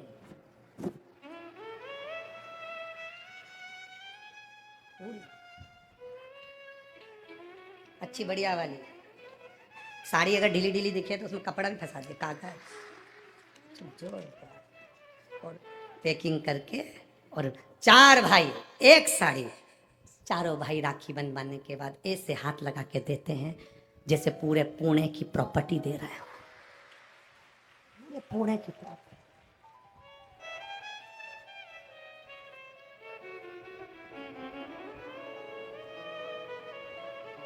अब किसी ने पूछा कि क्यों रे चारों भाइयों ने मिलके 1 साड़ी दी? अभी हम एक ही तो घर में रहते हैं, सब एक हैं, तो एक काम करा करो, 1 थाली खाने की लगाओ, 1 भाई खाना खाए, बाकी के सब टच करके बैठ जाओ। एक ही जगह तो रह रहे हो, एक ही थाली में काम। तुम्हारे टच करने से 4 भाई का 1 साड़ी में हिस्सा हो गया, तो तुम्हारा समोसा तुम खाओ, बाकी के 3 भाई टच करके बैठे, पेट नहीं भरा है। अपने को क्या करना, अपन तो अपनी साड़ी ओढ़ो दादा, अब करो क्या उसको, चित्त क्या, विचार करिए जरा, या भरोसा अपने भतीजा का है नहीं देव, बहन बेटी को देने से कभी घटता नहीं है, कभी नहीं घटेगा, जिंदगी भर नहीं घटेगा। क्या घट रहा है? शिव को दिया कभी नहीं घटता, संत को दिया कभी नहीं घटता, और बहन बेटी को दिया, गौ माता को दिया, कभी नहीं घटता, कभी नहीं घटता। अभी हम कल की बात है, हम यहाँ पर जहाँ ठहरे हैं वहाँ पर बहुत सुंदर पर्यावरण है, बहुत सुंदर पेड़ पौधे लगे, तो हमने विजय भाऊ से कहा, अब शंकर भाऊ से तो मिलना होता नहीं ज़्यादा, तो विजय भाऊ पकड़ाई में आ जाते। शंकर भाऊ तुम्हारी सेवा में लगे रहते हैं, विजय भाऊ हमारी सेवा में लगे रहते हैं। अब और वो लक्ष्मण भाऊ के जितने बच्चे हैं वो भी तुम्हारी सेवा में लगे रहते, तो फुर्सत। अब विजय भाऊ से हमने कहा, भाऊ तुम्हारे यहाँ पेड़ पौधे बहुत अच्छे लगे हैं, और हमने सुना है कि तुम पेड़ पौधे बहुत अच्छे लगाते हो, तो एक काम करो ना, कुबेर भंडारी ने तुमको बुलाया है कुबेरेश्वर धाम, थोड़े पेड़ पौधे वहां भी ना लगा दोगे? कुबेरेश्वर बाबा सेवा कम देता, पर देता है तो दम से देता है। तो हमने उनसे कहा तुम यहाँ पेड़ पौधे लगाते, थोड़ा कुबेर भंडारी पर भी आओ, कुबेरेश्वर धाम बाबा के धाम, वहाँ पर भी थोड़े अच्छे बड़े बड़े पेड़ लगाओ, बेलपत्री के लगाओ, बाबा को सुंदर आनंद आए। छोटा मोटा अब इतने बड़े बड़े पौधे लगा देते हैं तो वो जो माता कंकर शंकर की पूजन करने आती है वो पेड़ पौधे ही उठा के ले जाती है। तो हमने उनसे कहा कम से कम 15-15, 20-20 फीट का पेड़ लेकर आओ और कम से कम कुबेरेश्वर धाम पर लगा, थोड़ा बड़ा तो लगाओ। अब वहां पर जो वृक्षारोपण करने आते हैं वो उसी में कहा ले, जैसे एक नेताजी एक बगीचे में पौधा लगा के जाते हैं, तीसरे दिन बकरी छाड़ जाती, तो करो क्या इतना छोटा सा पौधा का, बड़े बड़े लाओ। तो तुम लगा सकते हो कि मैं पन पे थोड़े दिन अपने घर पे उसको बड़ा करो, तो विजय भाऊ बोले गुरुजी आप चिंता मत करो, बाबा ने अगर बुलाया है कुबेर भंडारी ने, तो मेरा भाऊ लक्ष्मण भाऊ उसका भी एक आनंद होगा, और कुबेर भंडारी के बगीचे में हम भी पौधे लगाएंगे, ये बाबा की आनंद था। शंकर भाऊ विजय भाऊ हम तो यही कहेंगे, मिले सेवा करो, दिल से करो। बहन बेटी को दिया घटता नहीं, गौ माता को दिया घटता नहीं, संत सन्यासी को दिया घटता नहीं, और अपने माता पिता को दिया कभी नहीं घटता, क्योंकि माता पिता मरने के बाद तुझे ही देकर चले जाते, तुझे स्वयं देकर जाएंगे। क्या एक रात पूरी हो गई, माँ बेचैन हो गई, जितनी माँ बेचैन होती है उतना भगवान बेचैन होता है। कह दिया माँ ने पार्थिव शिवलिंग का निर्माण कर कर, पार्थिव गणेश का निर्माण कर कर, प्रार्थना कर कर कहा, शंकर भगवान आप अपने पुत्र को लाए थे और आपका पुत्र मेरे पुत्र को लाएगा। जवाबदारी आपके पुत्र की है, जवाबदारी आपके बेटे की है। जब बेटों पर जवाबदारी आती है तो फिर वो जवाबदारी बड़ी प्रबल होती है, बड़ी प्रबल। शिवलिंग बना लिया, गणेश बना लिए, पूजन में लग गई। सेठ आया, सेठ ने आकर अपनी पत्नी सेठानी से कहा, मुख से कहा, तेरा बेटा भी यही करता था, तेरा बेटा यही काम करता था और तू भी यही कर रही है। ये माता के गर्भ के संस्कार है, ये हमारे संस्कार हमारे बच्चों में आते हैं।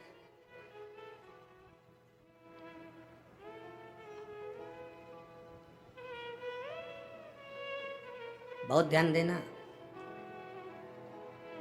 समझने वाली बात है।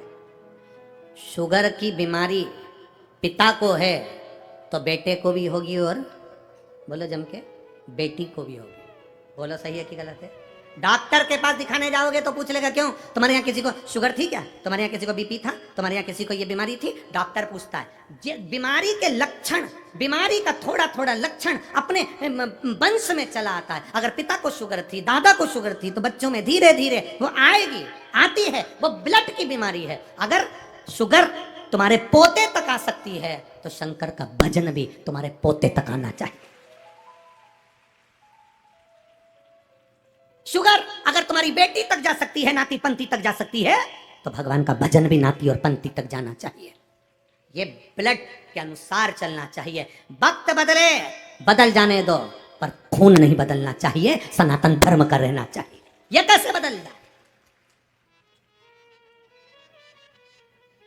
अपना रक्त नहीं बदलना चाहिए। लोग कहते हैं अरे तुम्हारे सनातन धर्म में, तुम्हारे हिंदू धर्म में, तुम्हारे सनातन धर्म में क्या रखा है? जबरदस्ती के ढोंग प्रपंच लगा कर बैठे हो।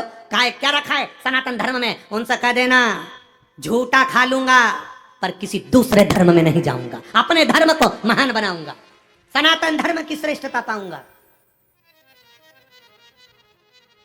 नहीं भटकूंगा। क्यों भटकूं? दूसरे धर्म के लोगों के लिए बहुत सारे देश हैं, दूसरे धर्म के लोगों के लिए बहुत सारे देश हैं, बहुत देश। पर मेरे भारतीयों के लिए, मेरे सनातनियों के लिए कोई बहुत सारे देश नहीं है, केवल एक भारत देश है। और ये बचा लिया तो बच, केवल एक। अगर दूसरे धर्म के लोग अगर यहां से चले भी जाएंगे तो दूसरे देश में पहुंच जाएंगे, क्योंकि उनके देश बसे हुए हैं, उनके देश, उनके धर्म के देश बसे हैं। पर कोई भारतीय देश, कोई भारतीय देश एक आध बता दो, एक आध देश का नाम बता दो जो भारतीय हो, जो सनातनी हो। सनातनियों के लिए, भारतीयों के लिए केवल एक देश, और ये भारत देश, इसके सिवा कुछ नहीं। कहां जाओ? अपना घर छोड़कर कहां जाओगे? इसी में रहना है। चंदन है इस देश की माटी, तपोभूमि हर ग्राम है, हर बाला देवी की प्रतिमा, बच्चा बच्चा राम है। हर एक में परमात्मा समाया। ये केवल एक भारत ही तो ऐसा है, केवल भारत। यहां पत्थर को भी प्राण दिया जाता है और उसकी प्राण प्रतिष्ठा करी जाती है, वो भारत के सिवा कहीं नहीं होता। पत्थर को भी प्राण दिया जाता है, वो भारत के सिवा कहीं नहीं होता। बाजार में जाओगे, गणेश जी की मूर्ति मिल रही है, मिल रही कि नहीं मिल रही? अरे बोलो जम के जरा। बाजार में जाओगे, गणेश जी की मूर्ति मिल रही है, खड़े हो जाओगे, माताएं खड़ी हो जाएगी। क्यों? वो गणेश कितने का है? 551 रुपए का। ओ इतना बड़ा तुमने अभी आगे देखा था, वो तो 351 में दे रहा था। हम भगवान को नहीं खरीद रहे हैं अभी, हम केवल मूर्ति को, केवल जिस व्यक्ति ने उसका निर्माण करा, हम केवल उस मूर्ति को खरीद रहे हैं। हम अभी भगवान को नहीं खरीद रहे हैं। 500 में क्या भगवान मिल जाएगा? 300 में क्या भगवान मिल जाएगा? 400 रुपए में क्या भगवान मिल जाएगा? 200 रुपए में क्या भगवान मिल जाएगा? इतनी सारी मूर्तियां गणेश जी की मिल रही हैं, इतनी सारी मूर्तियां गणेश जी की बिक रही हैं। हम भगवान को नहीं खरीद रहे, हम तो केवल मूर्ति खरीद रहे हैं। भगवान तो तब होगा जब हम उसको खरीद कर घर में लाएंगे, स्वस्तिक बनाकर बिठाकर पूजा करेंगे, उसमें हम प्राण देंगे 10 दिन के लिए, तो वो प्राण प्रतिष्ठा हो जाएगी। ये गुण केवल भारतवासियों को आता है, ये गुण केवल भारत वालों को आता है, इसके सिवा किसी को नहीं आता। कोई देश ऐसा नहीं है जो पत्थर में प्राण दे दे, पर भारत ऐसा है जो पत्थर में भी प्राण दे देता है। वो भारतीय पत्थर में प्राण देता है। और 10 दिन हम गणेश जी महाराज की आराधना पूजन अर्चना खूब दिल से करते हैं। और ये वो भारत है जब गणेश जी की वो फिर जो 200 रुपये की मूर्ति तुम आकर रहे थे, वो जब जाता है तो आंख में आंसू आता है। इसी को प्राण प्रतिष्ठा कहते हैं, इसी को सनातन धर्म कहते हैं। ये सनातन धर्म जब वो जाता है तो दिल रोता है। बाबा, ओ बाबा गणेश जी, गणपति बब्बा मोरिया ऊर्जा वर्षी, कब आओगे वापिस? फिर दिल रोता है, 10 दिन में बच्चे रोते, परिवार रोता। कहाँ ले जा रहे हैं? विसर्जन, विसर्जन। प्राण दे दिया। ये भारत का मूल तत्व है। इसीलिए शिव तत्व कह रहा है, भगवान शंकर का संवाद है। ओगरदानी का सुंदर भाव कर रहा है, शिव तत्व।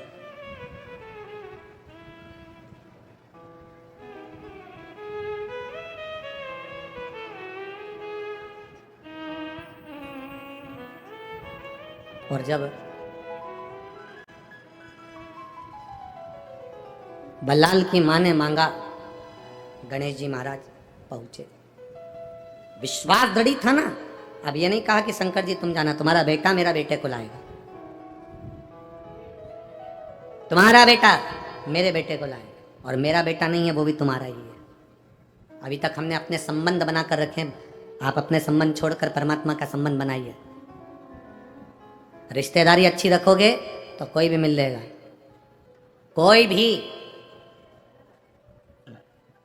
तुम्हारी पहचान ही नहीं है, तुम्हारी पहचान नहीं। अच्छी पहचान तो बनाओ पहले। विधायक जी के यहाँ गए, आमदार के यहाँ गए, खासदार के यहाँ गए, और तुमने जाकर कहा जरा खासदार जी से बोल दो ना, अरे जरा आमदार जी से बोल दो ना, सांसद जी से बोल दो ना, मंत्री जी से बोल दो ना, बिमला भाई आई है, बोलो ना। इतने में तो दरवाजे पर खड़ा हुआ द्वारपाल भगा देगा, चल इधर बिमला भाई आई है, वहां चल, जाओ यहाँ से। और तुमने जाकर कह दिया आमदार से कहो, खासदार से कहो, मंत्री जी से कहो, बिमला आई है, उनकी मौसी, जाओ बोल के आओ। और अंदर सूचना गई, तुम्हारी मौसी है कोई बिमला, जलगांव में रहती है, हाँ आई है, बुलाओ। आमदार खासदार मंत्री जी कह रहे अंदर लाओ, जल्दी लाओ, मेरी मौसी है, अंदर बुलाओ उसको, बुलाओ। तुमने कह दिया मौसी आई है तो तुरंत अंदर लिया। तुमने कहा केवल बिमला आई है, दरवाजे से भगा दिया। भगवान शंकर से तुम ऐसा संबंध बनाना, तुम्हारी रिश्तेदारी ऐसी बनाना कि जैसे यमराज आए और इतने में तुम्हारे मुख से निकल जाए, बुलाओ। कह दो भोलेनाथ जी को, कह दो यमराज को, किसको लेने आया है, किसको? तो कह तुझे लेने आया हूं। जा पहले शंकर भगवान से पूछ किया मेरा संबंध क्या है, रिश्तेदारी क्या है। अकाल मृत्यु वो मरे जो काम करे चंडाल का, काल उसका क्या बिगाड़े जो भक्त हो महा। क्या बिगड़ेगा? इसीलिए ऐसा डमरू बजाया,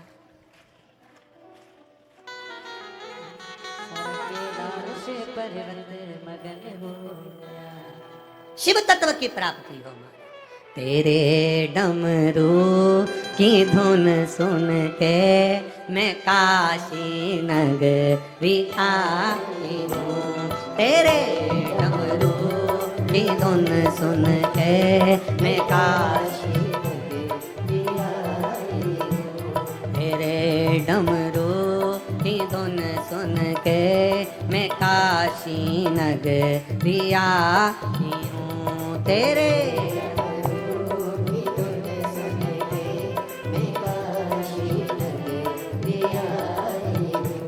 मैं काशी नगरी आई हूँ, मैं काशी नगरी आई हूँ, मैं काशी नगरी आई हूँ, मैं काशी नगरी आई हूँ, मैं काशी नगरी आई हूँ, मैं काशी नगरी आई हूँ, मैं काशी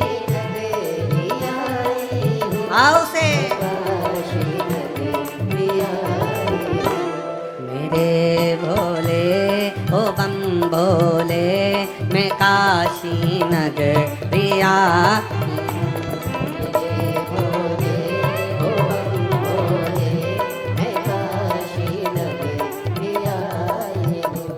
तेरे डमरू की धुन सुन के मैं काशी नगरी आई हूँ।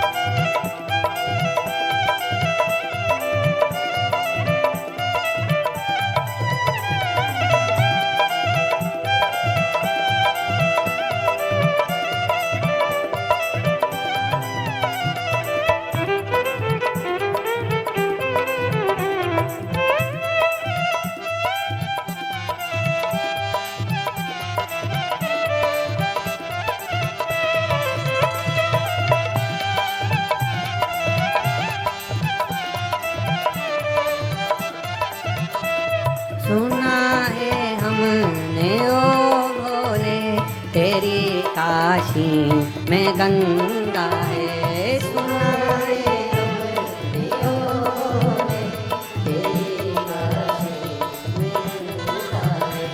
सुना है हमने ओ भोले तेरी काशी में गंगा है। सुना है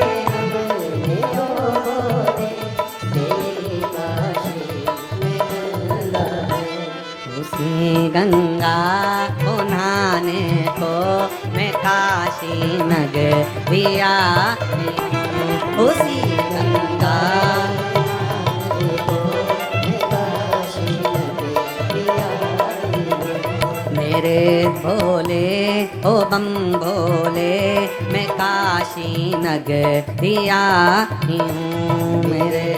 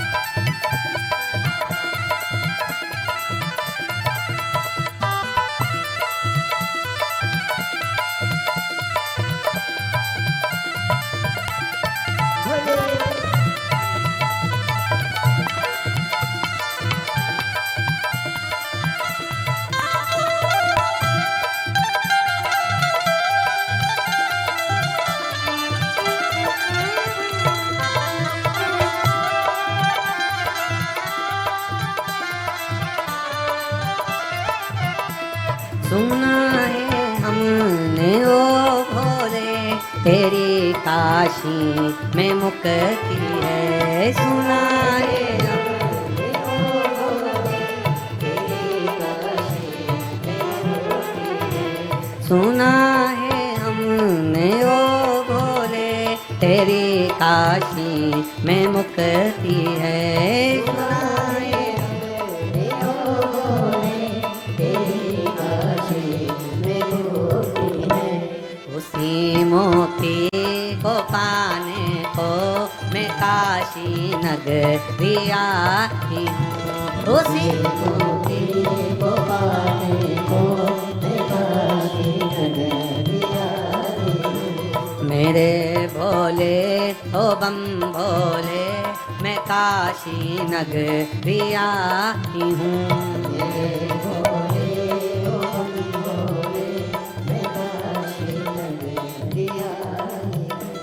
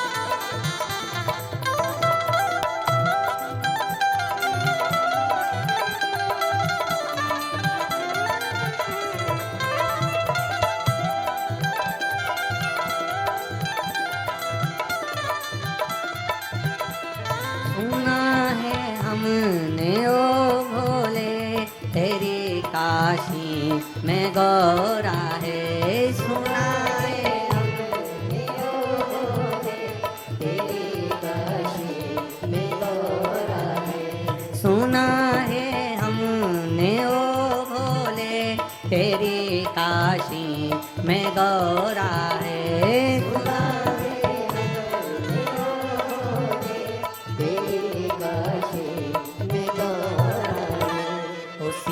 गौरा को पाने को मैं काशी नगरी आई हूँ। उसी गौरा को पाने को मैं काशी नगरी आई हूँ। मेरे भोले ओ बम भोले मैं काशी नगरी आई हूँ। मेरे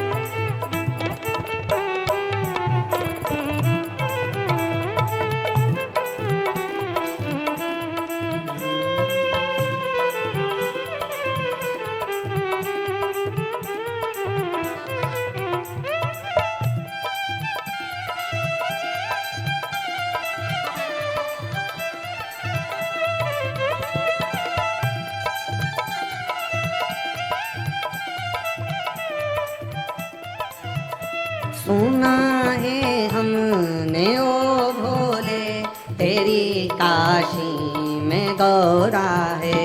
सुना है हमने ओ भोले तेरी काशी में गौरा है। सुना है हमने ओ भोले तेरी काशी में गौरा है। सुना है हमने ओ भाव से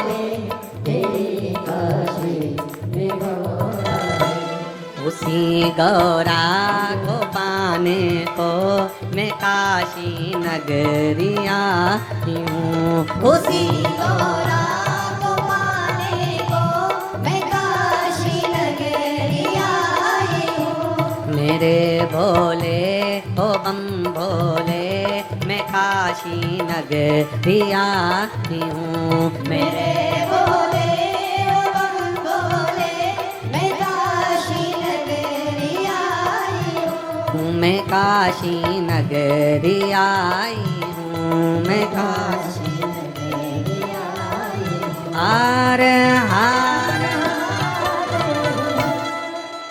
अपने स्थान पर बैठकर भगवान देवाधिदेव महादेव से अपने हृदय की बात कहिए। भाव से दिल से बाबा से प्रार्थना करिए। जहाँ जगह मिले वहाँ बैठो। कार्यकर्ता भी जहाँ जगह मिले वहाँ बैठकर बोलो। कीचड़ हो रहा हो तो खड़े खड़े बोलो, पर बाबा से प्रार्थना दिल से करिए, हृदय से कहिए। आज गणेश चतुर्थी भी है, भादों का महीना भी है और अष्टविनायक शिव महापुराण की कथा भी चल रही है, तो दिल से बाबा से प्रार्थना करिए। श्री शिवाय नमस्तुभ्यं। श्री शिवाय नमस्तुभ्यं। श्री शिवाय नमस्तुभ्यं। श्री शिवाय नमस्तुभ्यं। श्री शिवाय नमस्तुभ्यं।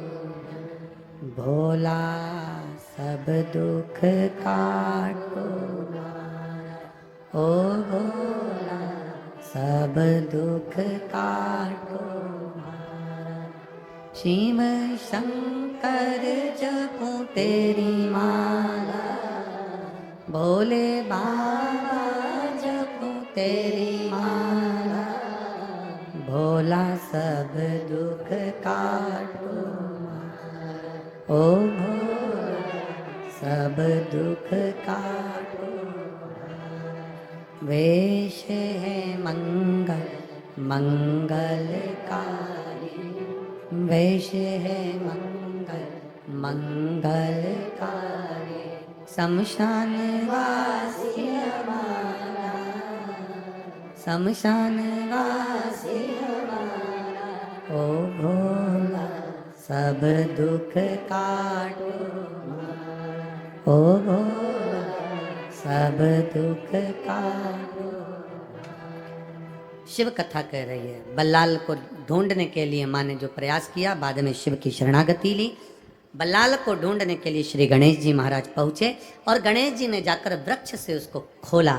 खोलते से ही गणेश जी महाराज जो सामने आए, बल्लाल से पूछा, तुझे तेरी माता ढूंढ रही है और तू यहां पर है? कहा, मेरे पिता मुझे बांध कर गए। संसार के बंधन में लोग बांध देते हैं और मेरे गणेश जी महाराज बंधन से मुक्त कर देते हैं। बंधन से मुक्त किया। भगवान गणेश जी ने पूछा, मांग तुझे क्या चाहिए? क्या मांगू? मेरी मिट्टी की मूर्ति को तोड़ दिया है। भगवान गणेश कहते हैं, मैं स्वयं मूर्ति के रूप में विराजमान होऊंगा और मेरा नाम यहां बल्लालेश्वर विनायक के रूप में विराजित होगा। जो बंधन में मुक्त हो, जो बंधन में बंधा हुआ हो, बंधन में लगा हुआ हो, उसे बंधन से मुक्त होना है तो बल्लालेश्वर विनायक का दर्शन करना चाहिए। अष्ट विनायक में तीसरे नंबर के विनायक है बल्लालेश्वर। चौथे नंबर पर वरद विनायक आ जाते हैं, जो दिन रात अपना द्वार खोलकर वरदान देते रहे, दिन रात। और महाराज एक ऐसे राजा जिनके घर में संतान का सुख नहीं है, जब हर तरह से व्यक्ति हारे तो परमात्मा की शरणागति क्यों नहीं जाता? एक पत्र एक बेटी ने लिखा है,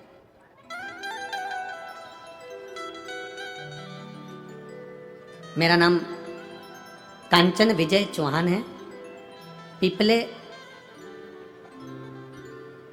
गुक से आए हैं, कहीं बैठे हो तो हाथ हिला सकती हैं, अगर कहीं बैठी हो तो हाथ हिला सकती हैं। मेरा नाम कंचन, आप ही हैं?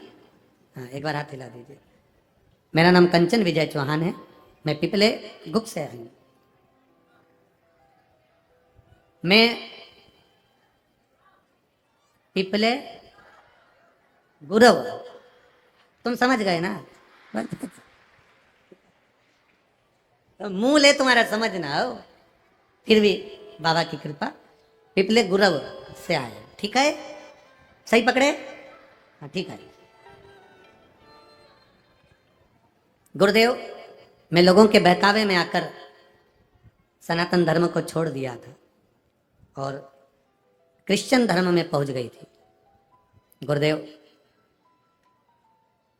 सनातन धर्म को लोगों ने इतना कहा तो मन मेरा बदल गया और मैं दूसरे धर्म की ओर पहुंच गई। और गजब की शिव पुराण है आपकी कि क्रिश्चियन धर्म से वापस सनातन धर्म में लिया ही। गुरुदेव, मेरी बेटी गर्भ में ही बीमार थी, गले में गांठ थी, दिल में 7 mm का छेद था, जुबान मोटी थी। डॉक्टर ने कह दिया था तुम्हारा गर्भ में जो बच्चा है वो ठीक नहीं है, उस बच्चे को मत रखो। पर तुम्हारा बच्चा 5 साल से ज्यादा जीवित नहीं रह पाएगा, उस बच्चे को मत रखो, उसके हृदय में छेद है 7 mm का, शरीर में गले के अंदर एक गांठ है, जीवान उसकी मोटी है, आप उसको मत रखो। फिर भी मैंने उस बच्चे को जन्म देना चाहा। जब बच्चा गर्भ में था तो मेरी माता ने भी कहा तो चिंता मत कर, बाबा का भजन कर। मेरी माँ शिव की कथा में अपने दिल को लगाती है बाबा, उन्हीं माँ ने आपकी कथा सुनना बताया और मैंने सुनना प्रारंभ करा। बच्चे का जन्म हुआ, उसके दिल में 7 mm का छेद, गले में गांठ, जीवान मोटी, जिसका मैं फोटो भी लगा रही हूँ। मेरे बाबा के भरोसे रहो। मेरी माँ ने कहा अगर बेटी को इतनी तकलीफ है तो तू और बेटी दोनों टीवी के सामने बैठकर कथा सुना कर। मैं मानने को तैयार नहीं, क्योंकि हम इसको माने कैसे, हम तो चेंज हो गए। पर दुख का व्यक्ति क्या ना करता। मैंने विश्वास कर कर आपकी कथा सुनना प्रारंभ करी। डॉक्टर ने 1 साल तक ऑपरेशन करने के लिए कहा और इसके हृदय के छेद का ऑपरेशन होना है और इसके गले में जो गठान है उसका ऑपरेशन होना है और जीवान जो मोटी है उसका ऑपरेशन होना है। बच्ची का फोटो आप लोग टीवी चैनल पर लाए हो, बच्ची को ले आओ जरा, अगर बच्ची आई हो तो लेकर आओ, उसको ले आओ।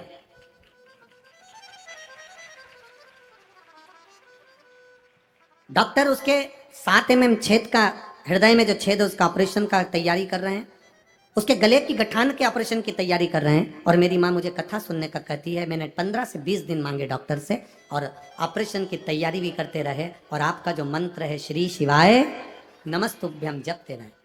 शंकर जी के मंदिर में पहली बार जाना चालू करा, बाबा का जल लाकर बेटी को लगाना प्रारंभ करा। बाबा का मैं क्या गुणगान करूं गुरुदेव। जब 7 mm के छेद के लिए ऑपरेशन के लिए जाने लगे तो डॉक्टर ने जांच कर कर कहा कि इसका छेद अब भरा रहा है, इसका ऑपरेशन की जरूरत नहीं है। गुरुदेव, मेरी बेटी की मोटी जो जीवान थी उसको पतला करने के लिए काटा गया, उस जीवान को काट कर रखा गया। पर डॉक्टर ने कहा कि तुम्हारी बेटी के जो 2 ऑपरेशन होना है अब वो जरूरत नहीं है, इसकी जीवान वापिस ठीक हो रही है और इसके गले में जो गठान है वो भी अपने आप गल गई है। मेरी बेटी अब ठीक होना प्रारंभ हो गई है। शिव तत्व इसी को कहा, ओघड़ी इसी को कहा। आ रही आ जाओ। अरे खानी न जाता कोई दर से तुम्हारे, खाली न जाता कोई दर से तुम्हारे, मैं भी खड़ी हूँ बाहें पसारे, अपने हृदय से लगा लो। एक बार जोरदार ताली बजाए बेटी के लिए। प्रणाम।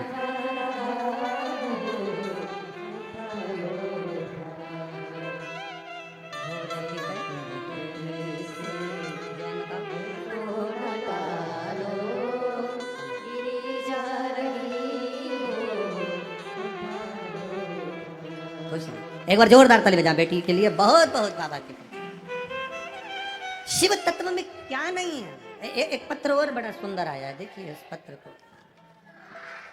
एक पत्र है, मैं मनीषा, रायपुरे, गांव हरसोड़ा, जिला कुलठाणा, ठीक है, कुलठाणा, ठीक है, तहसील मलकापुर से आई हूं। कहीं बैठी हैं?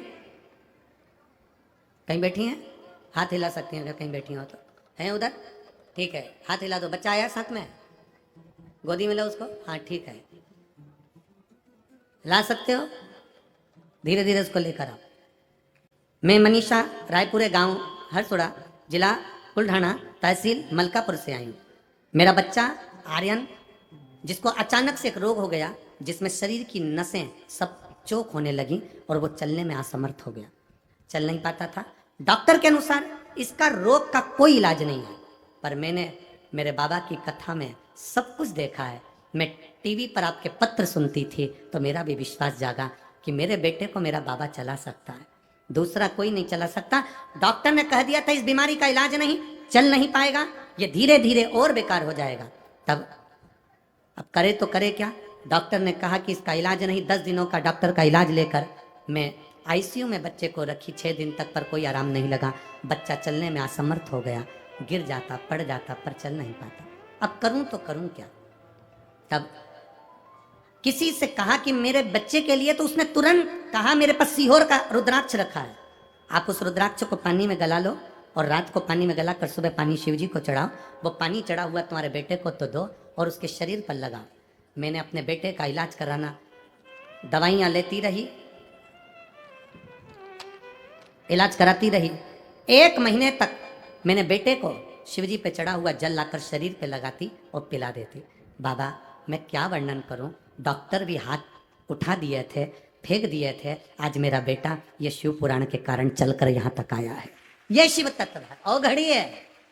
शंभो, जिस बीमारी का इलाज नहीं, सारी समस्या का हल एक लोटा। बाबा मेरे बेटे को मैं रोज लेकर आती हूँ, वो चलता भी है। आज मुझे सबसे दुनिया की सबसे बड़ी खुशी मेरे बेटे की चलने की मिली है, जो डॉक्टर भी पीछे है। शिव तत्व इसी को कहते हैं, अवघड़ी इसी को कहते हैं, शंभू इसी को कहते हैं। मेरे बाबा दया करना, मैं तेरे भरोसे, मेरे बाबा दया करना, मैं तेरे भरोसे, ना घर के भरोसे हूँ, ना परिवार के भरोसे, ना घर के भरोसे, ना परिवार के भरोसे, मेरे बाबा दया करना, मैं तेरे भरोसे, भोले बाबा दया करना, मैं तेरे भरोसे, ना इनके भरोसे हूँ, ना उनके भरोसे हूँ, ना इनके भरोसे हूँ, ना उनके भरोसे हूँ, मेरे बाबा दया करना, मैं तेरे भरोसे हूँ, भोले बाबा दया करना, मैं तेरे भरोसे। उसके शरणागति ले, उसकी शरण में रहो। क्या नहीं देगा वो, क्या नहीं देगा? ऐसा दुनिया का कौन सा दुख है जो मेरा शंभू नहीं काट सकता? पर आप आओ, आ तो जाते हो पर विश्वास लेकर नहीं आते। इस कथा के पंडाल में नहीं, आप ये सोच कर आना कि मेरे भोले बाबा के घर में जाकर बोलने जा रहे हो। जहां कथा हो, जहां पंडाल लगे, हम तो कहें 1 अक्टूबर से 5 अक्टूबर तक कोटा के दशहरा मैदान राजस्थान कोटा में 5 दिन शिव महापुराण की कथा मिली है। देव पितर शिव पुराण। दिल से कोटा के आसपास के लोग ऐसे पंडाल में दिल से बैठ जाना, दिल से सुन लेना और दिल से लुटा देगा। उस बच्चे को चला के लाओ जरा, लाओ। ये बच्चा पूर्ण तरह से बिस्तर पर आ गया था। जोरदार ताली बजाओ इसके विल पावर को। उसको ऊपर लाओ, करो ऊपर, करो। प्रणाम।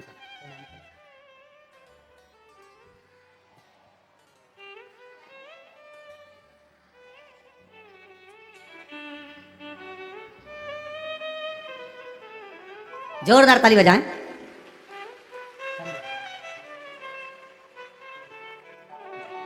शंभू खाने का एक बार चल के जाना, सामने से निकल जा, चल के निकलो, धीरे से उसका हाथ पकड़ो,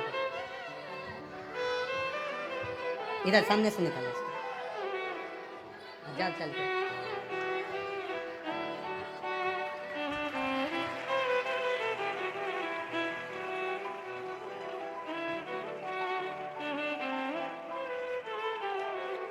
हम तो बाबा के भरोसे चलते हैं, हम तो बाबा के भरोसे चलते हैं, ये दुनिया वाले चलते हैं, ये दुनिया वाले चलते हैं, भोले बाबा के भरोसे चलते हैं, शंभू बाबा के भरोसे चलते हैं। ये दुनिया के लोग कुछ भी कहें, जिसने सुनी प्रार्थना करी, जिसने सुनी प्रार्थना करी, तो ये बीमारी जिसमें शरीर पूरा धीरे धीरे बंद हो जाता है, शायद ही कोई चल पाता है, पर बाबा पकड़ कर खींचता है अगर विश्वास दिल में पक्का है। सुनो शिव महापुराण की कथा जब जब आस्था चैनल पर आए, टीवी पर आए, मोबाइल पर आए, पंडाल में हो, तुम्हारे घर से 300 किलोमीटर, 400 किलोमीटर, 200 किलोमीटर दूर भी अगर शिव पुराण हो और सूचना मिल जाए कि कुबेरेश्वर महादेव पुराण आई है, बस इतनी सूचना मिल जाए कि सीहोर से बाबा लेकर पहुंच गया, पहुंच जाओ, वो संभालेगा, उसके भरोसे पहुंच, वो देखेगा, उसके भरोसे रहना सीखो, वो संभालता है। मिली राजस्थान वालों को 16 श्राद्ध में 1 अक्टूबर से 5 अक्टूबर मिली, 7 अक्टूबर से मिली छत्तीसगढ़ में शिव धाम कोड़िया को मिली, फिर नागपुर वालों को मिली 7 से 21 अक्टूबर 5 दिन मिली। जिसको मिली उसको ले आओ, तत्व को छूटे ना। एक में नहीं सुनेगा, दूसरे में सुनेगा, दूसरे में सुनेगा, तीसरे में सुनेगा, पर उसका पीछा नहीं छोड़, पकड़ लो उसका चल। बीमारी बड़ी है, बहुत बड़ी बीमारी भी है, भरोसा दिल और मन पक्का रखना। शरीर शिथिल हो जाए, मन मत होने देना। बोल बम का नारा है, उसके सहारे रहिए, उसके भरोसे रहिए। मैं कहूंगा शंकर भाऊ को, मैं कहूंगा विजय भाऊ को, मैं कहूंगा अश्विनी ताई को, धन्य है आप और आपका जब तक परिवार और ये मित्र मंडली जिसने ये कथा करा कर ना जाने कितनों का उद्धार कर दिया। साधुता है आपको, बहुत बहुत साधुता, धन्यवाद है आपको। 2 दिन की कथा हो रही है पुणे में। कल कथा का समय यही रहेगा 2 बजे से 5 बजे तक। परसों के दिन कथा का समय सुबह 8 बजे से 11 बजे तक रहेगा। परसों के दिन सुबह का समय 8 बजे से 11 बजे तक रहेगा, पर टीवी पर कथा का समय वही 2 बजे से 5 बजे तक रहेगा। कथा के रस तत्व को अपने जीवन में उतारें, अपने जिंदगी में धारण करें, शिव तत्व को धारण। शंभो पुणे वाले थोड़ा जल्दी जागे हो कभी कि नहीं जागे हो? अरे बोलो तो जम के, पक्का? तो फिर 8 से 11 में मिल जाओगे ना। शंभो ये तो बाबा की कथा है, विराम के दिवस की कथा जब परसों रहे, बाबा का भाव से आनंद से पधारना। शंभू की कथा कर रही है, भगवान शिव का कथा का वर्णन कर रहा है। महाराज भगवान गणेश का चौथा अष्ट विनायक में से एक विनायक है वरद विनायक। एक ऐसे राजा जिनके घर में संतान का सुख नहीं, पर विश्वास पक्का कर गुरु विश्वामित्र जी के पास गए और उनसे क्या प्रार्थना करते हैं ये अपन कल की कथा में श्रवण करेंगे। भगवान श्री गणेश जी महाराज पधार रहे हैं, जोरदार ताली बजाएं। भगवान शिव के साथ में श्री गणेश जी पधार रहे हैं, जोरदार ताली बजाइए। बोल गणेश जी महाराज की। अपने जीवन को सार्थक बनाओ, आनंदित बनाओ, धन्य बनाओ और भगवान शंकर की पावन कथा का रसतत्व ग्रहण कर अपने जीवन को आनंद पाओ। 16 श्राद्ध में 1 तारीख से 5 तारीख तक जो कोटा राजस्थान में कथा है, दशहरा वाला मैदान में कथा का समय का, दशहरा मैदान कोटा में जो कथा रहेगी वो टीवी पर 2 बजे से 5 बजे तक आएगी। छत्तीसगढ़ कौड़िया में जो 7 दिवसीय कथा रहेगी उसके पहले के 2 दिन 2 बजे से 5 बजे तक रहेगी, बाकी के पीछे के 5 दिन 1 बजे से 4 बजे तक रहेगी। भाव से कथा को श्रवण करो। श्राद्ध पक्ष की जो कथा सुने वह हाथ में थोड़ा सा 2-4 दाना चावल का लेकर सुनना, पक्षियों को चावल डाल देना कथा सुनने के बाद। और अगर पंडाल में कथा सुनने आ रहे हो तो अपने पूर्वजों का चित्रपट भी आप गोदी में रखकर लेकर बैठ सकते हो, कथा श्रवण कर सकते हो। बड़े भाव से एक गणेश जी का सुंदर थोड़ा सा गुणगान करें, उसके बाद में फिर आरती की तैयारी करें। बोल गणेश जी महाराज की।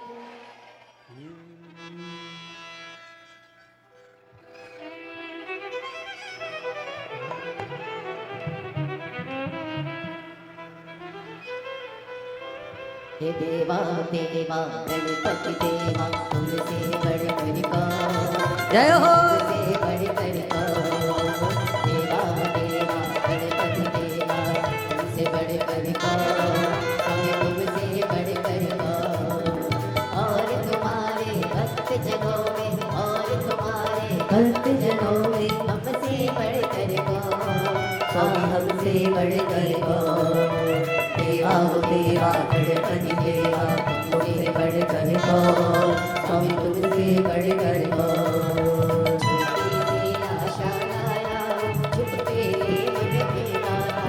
छोटे से उनके लाला मांगने सब सच्चा भक्ति है पाता, सच्चा भक्ति है पाता, सच्चा भक्ति है पाता।